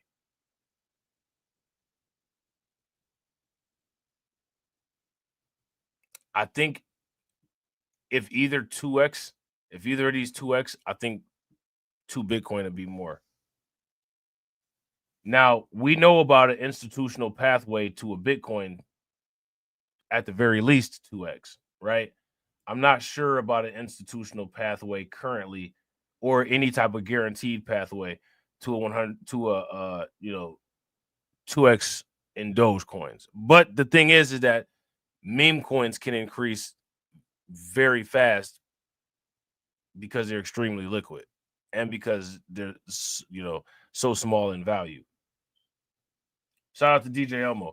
DJ Elmo says 0.2 Bitcoin will have more value as it will be the benchmark for digital currency. I wouldn't disagree with that. If you guys agree with DJ Elmo, give me a thumbs up. If you guys disagree, give me a thumbs down. Shout out to everybody watching. I appreciate you guys. If you all have not smashed that like button yet, please do me a favor. Take a moment, smash that like button. Also, if you guys have not bell, please take a moment, hit that bell, and also please share the stream to your social media. All right.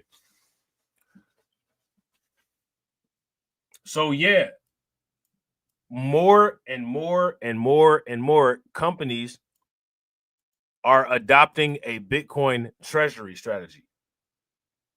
Right? Here's just another instance. I mean, it's just, you know what I'm saying? We'll just continue to just pay attention to all the rich people that are buying Bitcoin and keep asking the question, what's wrong with poor people?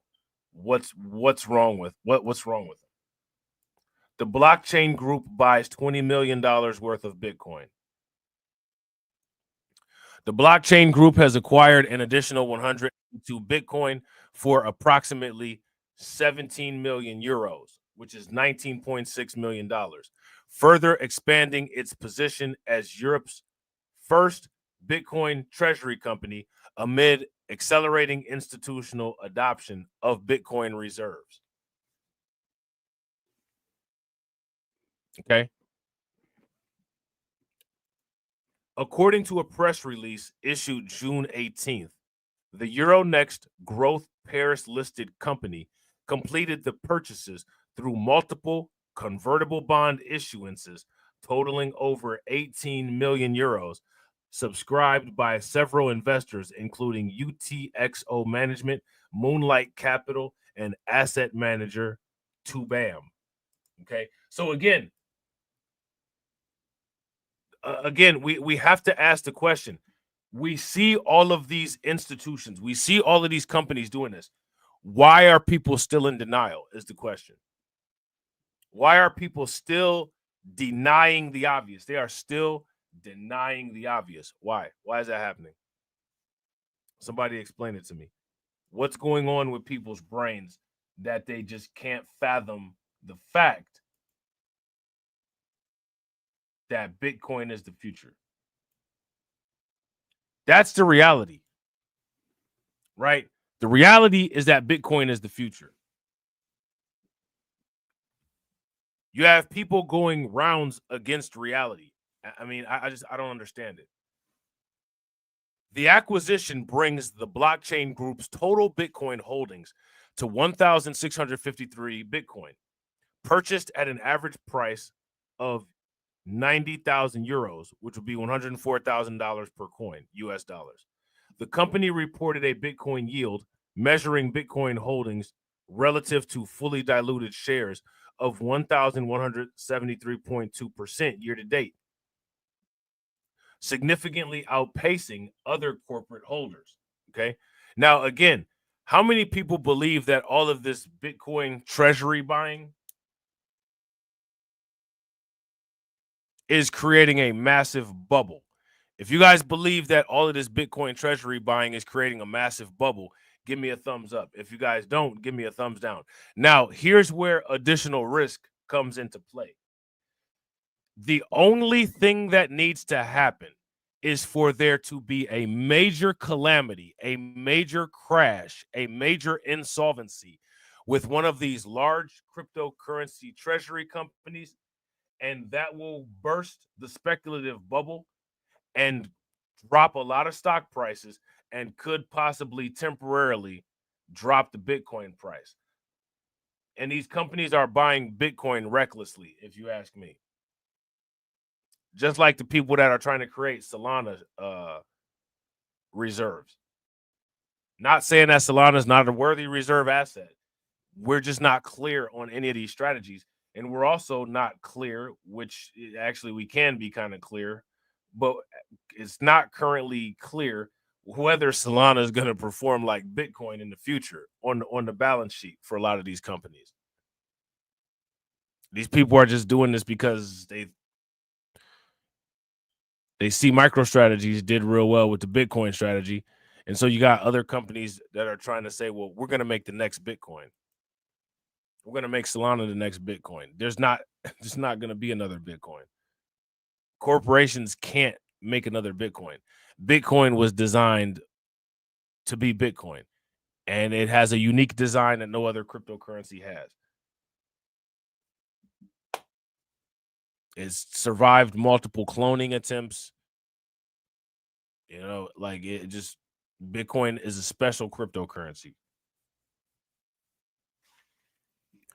The company's latest purchases were executed through Swiss Quote Bank Europe and Bank Del Bac, with custody provided by Swiss infrastructure provider Taurus.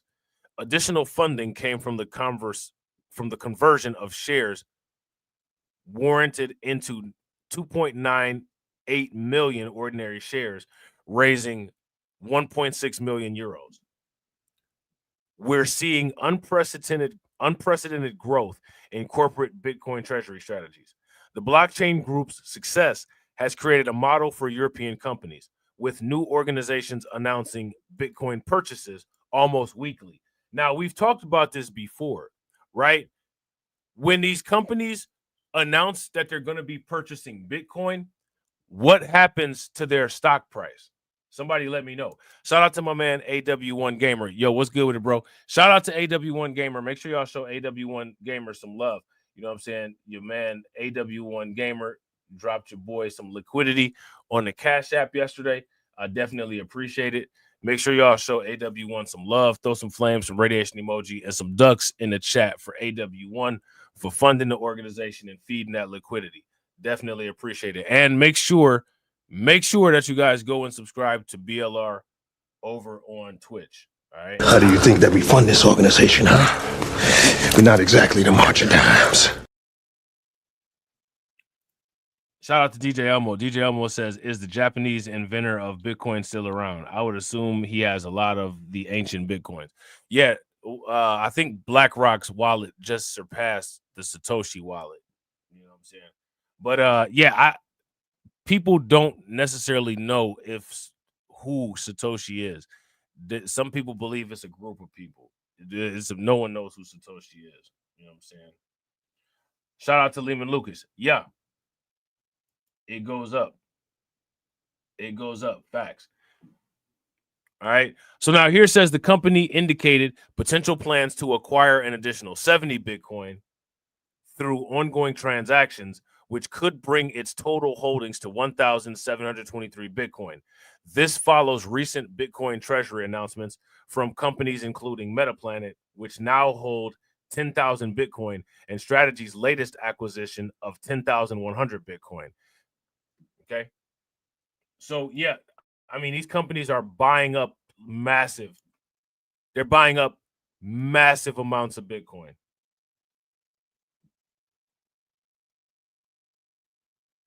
Massive amounts of Bitcoin. Okay. Shout out to my man Spencer. What's good with it, bro? Good to see you, man. Welcome back. Welcome back. And shout out to everybody again. I appreciate y'all. Gotta, you know what I'm saying?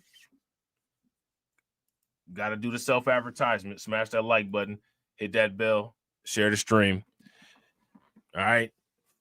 Bitcoin below $100,000 is now less likely. Difficulty adjustment, right? We got a difficulty adjustment going on.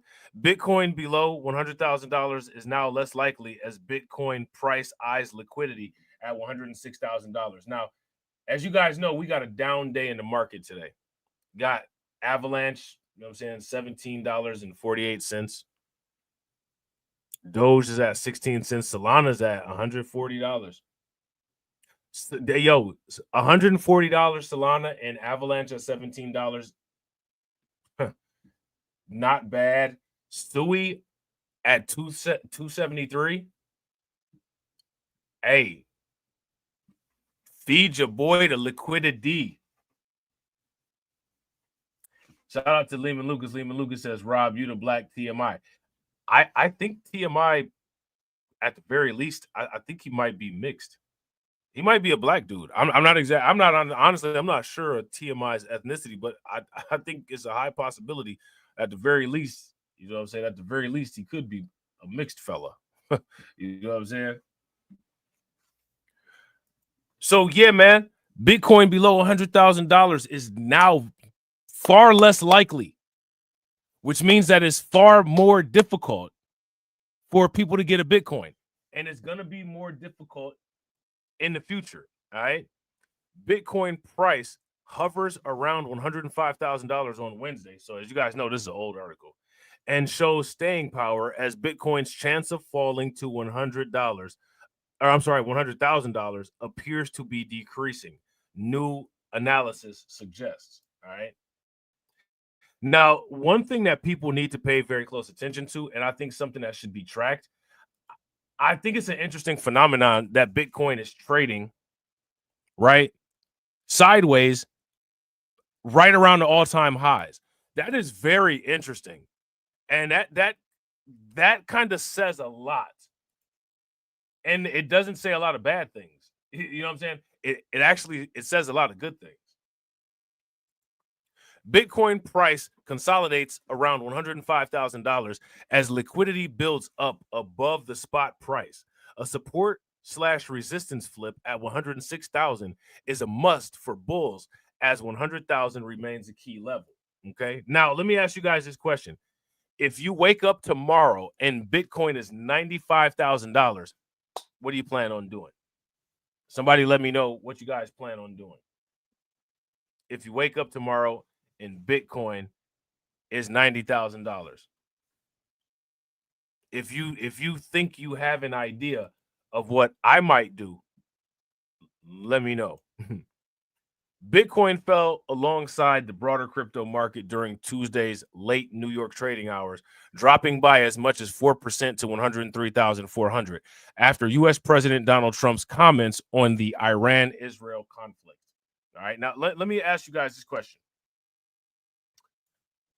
How many people have been paying attention to the Iran versus Israel conflict? Yeah. Shout out to Lehman Lucas. Lehman said, hold my coin. Facts. Shout out to Spencer dropping 3x paychecks on it. Bro, facts. Yeah, and I wouldn't disagree. Shout out to DJ Elmo. DJ Elmo said, if Bitcoin is trading at an all-time high, I would describe it as a giffen good in economics terms. Yeah, facts. What that means is that people see more value in it, so they're buying the tops as often as they can, right? Now, I want to ask you guys this question, right? How many people would like me to do some streams covering the Iran-Israel conflict? We've talked about geopolitical turmoil on this channel before, right? Kind of been in my crypto bag for the last year and a half. But if you guys want to, if you guys want to go down that rabbit hole and talk about those type of things, again, it's a possibility we could explore it. Facts. Shout out to AB. AB said, I'm buying more Bitcoin. More Bitcoin, more Bitcoin, more. Yeah. Yeah, the homeboy Bitcoin network. Facts. After tapping the liquidity around $103,000, traders said a correction to areas below $100,000 was unlikely as liquidity builds up above $106,000. Okay. Bitcoin price key support remains at $100,000. Bitcoin's price has held successfully above the $100,000 psychological level since reclaiming it on May 8th. This has remained a critical level on traders' radars and has not received convincing retest recently. All right. MN Capital founder Michael Vandy Pope spotted Bitcoin hovering at around $104,400, saying that after being rejected from the $106,000 level, Bitcoin may drop lower to take the liquidity between $100,000 and $103,000. An accompanying chart shows $100,000 as the key level to watch on Bitcoin's 4-hour time frame. Losing this level could see traders look for entry positions below $100,000. Yeah. I wouldn't disagree with that, because if it hovers at $100,000, people are going to kind of sit there and say, well, maybe it'll dip down to like in the 90s. And as soon as it gets under 100, I'm going to get some. You know what I'm saying? Shout out to AB. AB says, I would love to dive into the conflict. So, yo, that's a bet. I'm going to try to make some time, and we're going to try to dive into the Iran-Israel conflict. All right. If you guys want that, if you're down with that, give me a thumbs up. If you don't want that and you're not down with that, then give me a thumbs down. Let me, make your voice heard. Right? Make your voice heard. Liquidation clusters pop up above $106,000. Several traders eye a potential upside liquidity grab with ask orders clustering above $106,000. The latest data from monitoring resource CoinGlass showed prices eating away bids around $105,000, with ask orders clustering between spot price and $109,000. All right. So, yeah, the likelihood of Bitcoin going below $100,000 now, it's kind of like that situation where it's not very likely. Okay. It's not very likely. Now, we got the ancient Bitcoin issue, right? Which we talked about yesterday. If you guys haven't seen the stream from yesterday, check out the stream. All right. Also, we're going to talk about this ancient Bitcoin issue a little bit more. We're going to actually look directly at the report that Fidelity put out. Okay.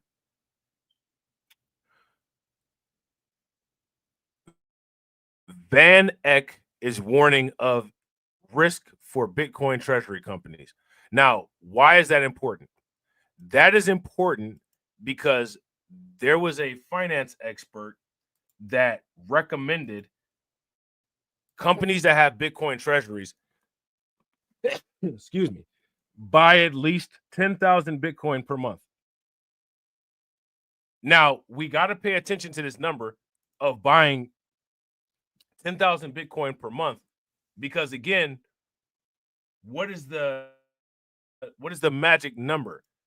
The magic number is we need a $21 billion market cap for Bitcoin in order for us to get our $1 million Bitcoin.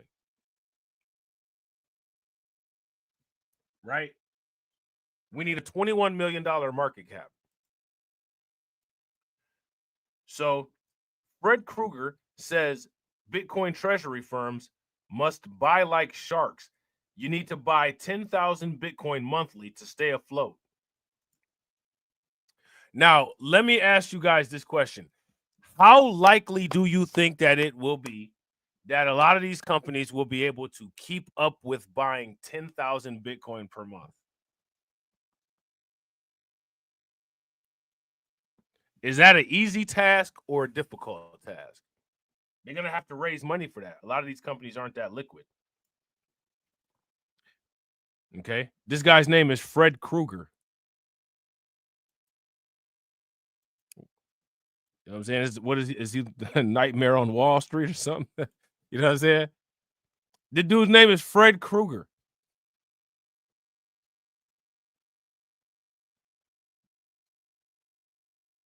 You know what I'm saying? Fred Krueger. Nightmare on State Street. You know what I'm saying? Fred Krueger argues Bitcoin treasury companies must acquire at least 10,000 Bitcoin per month to remain viable. Over the past month, institutional players have bought over $5 billion in Bitcoin, yet price action remains flat. How is that happening?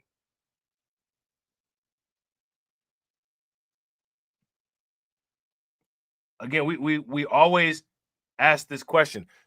How is this happening? 1, 2, Freddy's coming for you. 3, 4, better buy some more.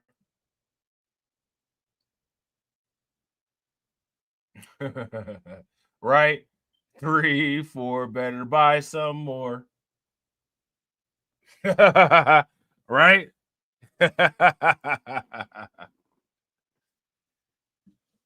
He coming in with the claws and the Michael Saylor mask, not the Michael Myers mask, the Michael Saylor mask. You know what I'm saying? Despite substantial Bitcoin accumulation by companies and ETFs, prices have yet to raise significantly.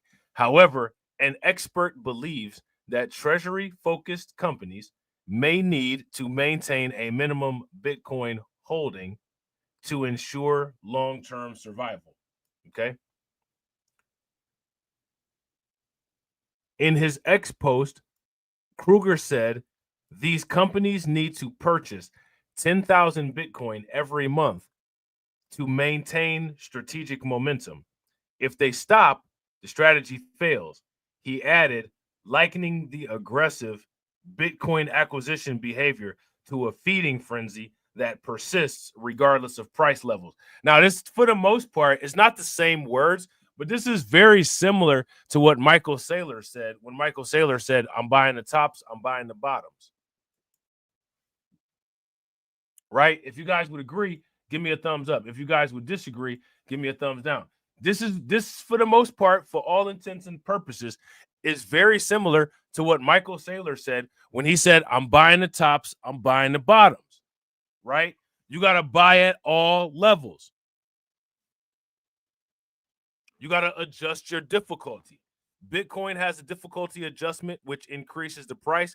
You have to have a difficulty adjustment that allows you increased liquidity. Right? So, right in the next line, he pointed to Michael Saylor's Bitcoin accumulation strategy for his company strategy, which has involved purchasing at least 10,000 Bitcoin every 2 months since 2024, being a blueprint emulated. Okay. Bitcoin treasuries.net data shows 3.44 million Bitcoin is held across various entities, including public and private companies, ETFs, custodians, governments, and smart contracts. ETFs and funds now hold the largest share, followed by public companies and governments. Over the past 30 days, Bitcoin held in treasuries rose 3.9%. All right. It raised 3.9%. The fact that the amount of Bitcoin being held by these treasuries rising like that is more evidence, increasing evidence of institutional adoption. Okay. Bitcoin held by tracked entities increased by 28 Bitcoin in the past month, with 236 Bitcoin now held across these institutional wallets. Okay.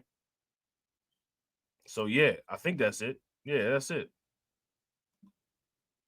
All right. And again, shout out to these places that drop these articles, and you know what I'm saying? It's all very interesting, right? But, for the most part, a lot of this stuff is stuff that we've said already.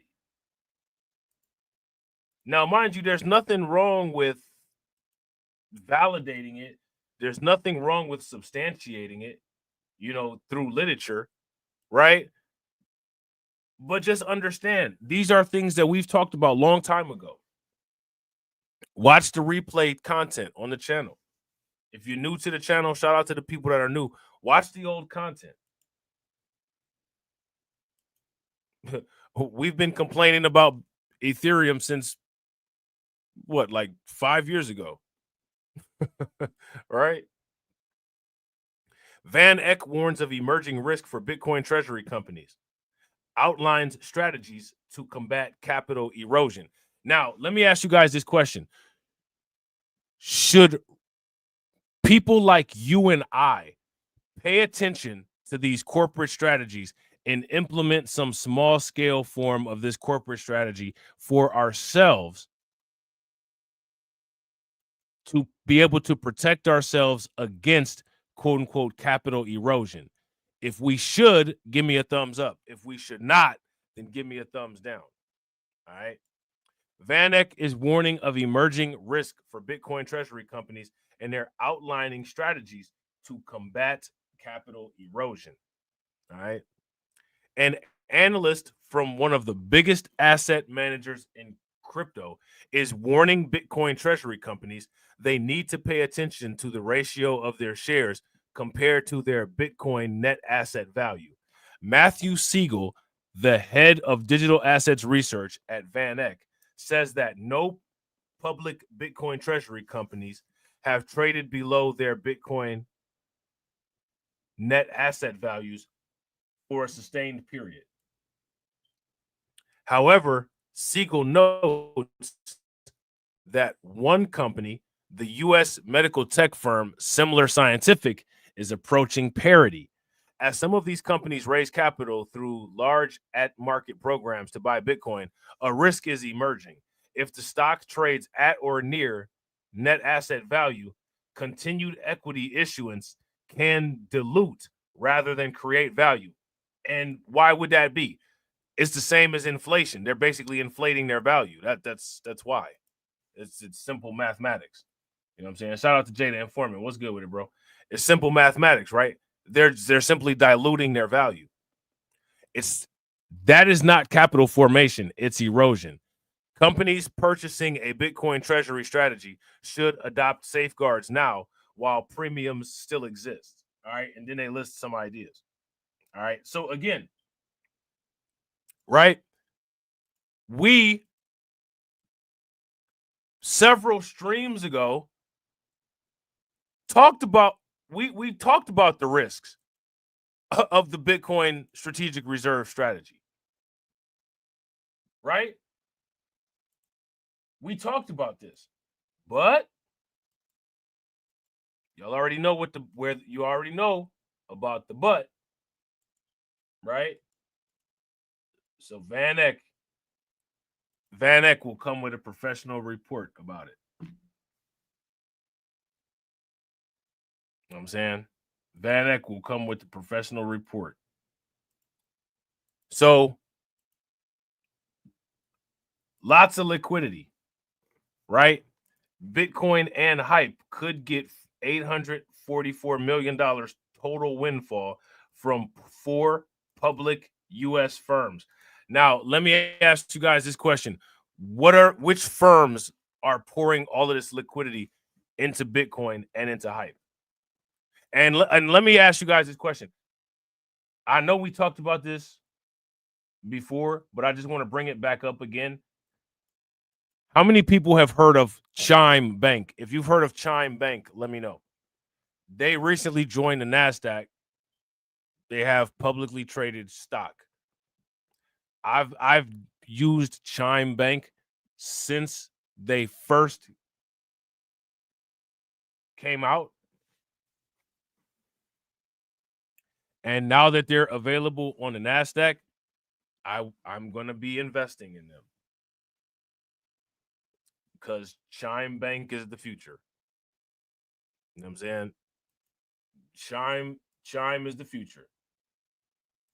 Wait till Chime starts integrating Bitcoin into their bank. It'll be revolutionary. You know what I'm saying? So yeah, DCC Enterprise and Fold Holdings have confirmed raises worth a total of $778 million, as a biotech firm said it would raise $50 million to add Hype as a treasury asset. I've never heard of Hype.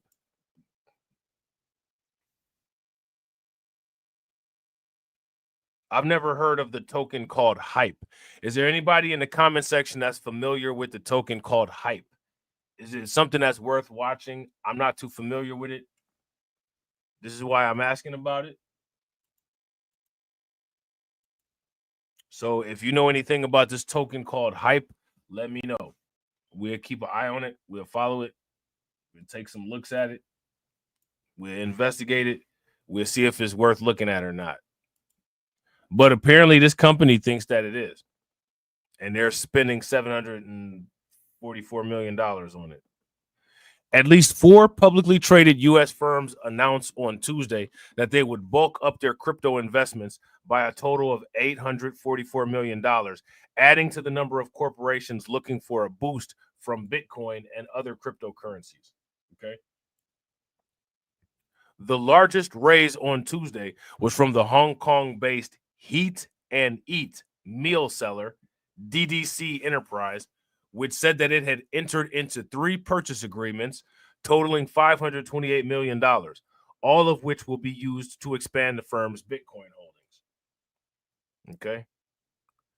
The raise came almost entirely from a $300 million convertible note. Now, again, this convertible note issuance, that's something that MicroStrategies started for the most part, right? And now everybody is using this convertible note issuance as a way to trade worthless fiat for valuable Bitcoin. You guys see the hustle? This is the wealth transfer. It's actually a belief transfer. We're transferring our belief in the fiat currency into belief and value into Bitcoin. And we're doing it through raising convertible notes. So we're going to make you pay for our bet and our belief. Not bad, right? Not bad manipulation. A $200 million credit facility and $26 million equity investment.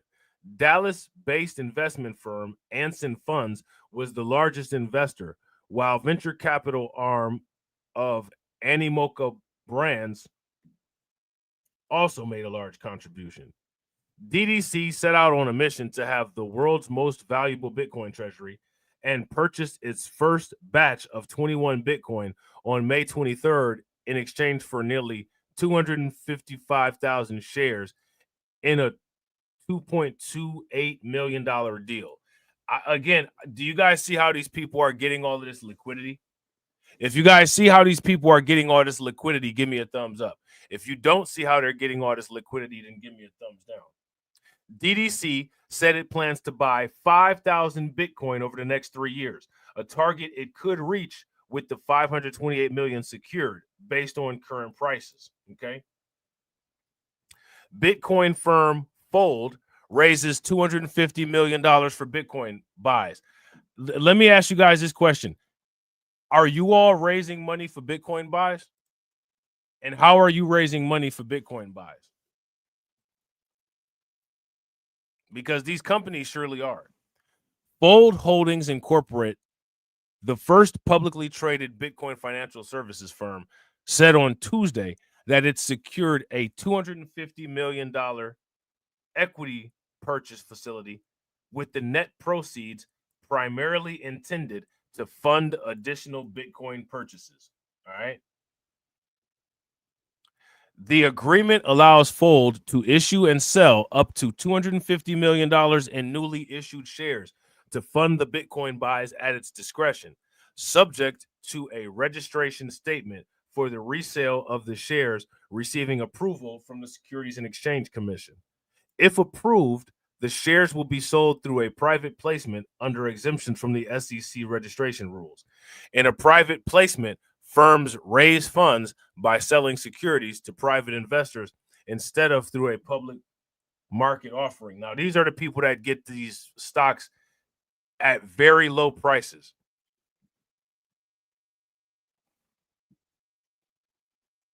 Okay? These are the people that get these stocks at very low prices. Shout out to Lehman Lucas. Lehman Lucas said, all I can go to work so I can buy. Yeah, facts, bro. Facts. Same here. Same here. That's it. That is it. Right? I need to figure out how to issue some convertible notes. You know what I'm saying? Shout out to Moxie Approved. Moxie Approved, like, incorporated his YouTube channel and did like a public issuance on that.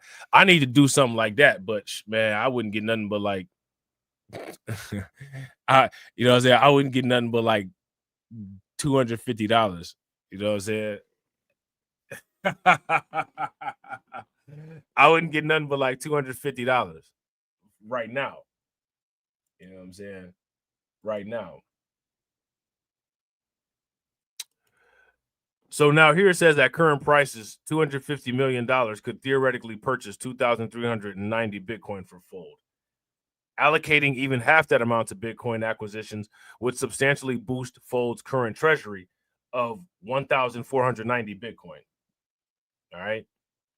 Bitmine caps 16 million Bitcoin buy after stock raise. All right. So again, it's just more and more and more. Okay. Now, I've never heard of this Hype token, Hyperliquid. Hype is added as a treasury asset. We're going to have to start paying attention to Hype. I don't know too many companies that are investing in Hype. As far as assets, strategic assets, we know that companies are investing in Ethereum. We know that companies are investing in XRP. We know that companies are investing in Solana. We know that companies are investing in Bitcoin. As far as Hype goes, I don't know too much about Hype. I don't want to go in on Hype because it could be a great asset. I just don't know any, I just have never heard of it and don't know too much about it. You know what I'm saying? But we're going to definitely investigate it. And if there's value there, we're going to do like Bitcoin and absorb that value. We're going to absorb that value. All right. So, yeah. Shout out to y'all. I appreciate you guys, man. Very information dense stream. Shout out to the replay viewers. Always make sure that you leave a comment on the replays. Shout out to the stream sponsors. I want to make sure I show love to the liquidity feeders. You know what I'm saying? Shout out to my man AB Promotions. I definitely appreciate it. Make sure y'all show these people some love. Shout out to my man Cameron Jones. I definitely appreciate you, bro. Shout out to Carlton Way. Make sure y'all show Carlton Way some love for that $2 million donation. You know what I'm saying? Shout out to Hurricane IQ. You know what I'm saying? Shout out to Carlton. We got to hit Carlton with again. You know what I'm saying? We got to hit Carlton with again. Again!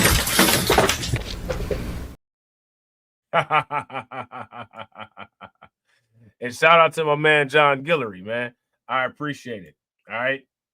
And as always, ladies and gentlemen,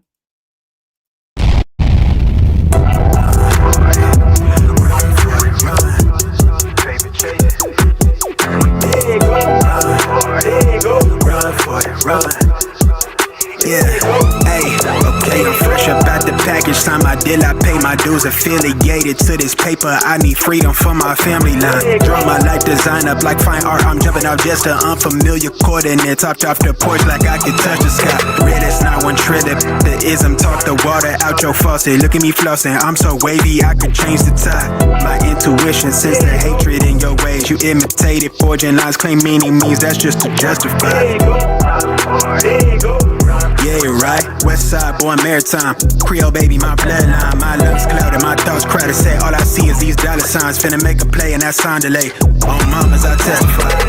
Run for it, run. I'm out here paper chasing, looking for the funds. Run for it, run.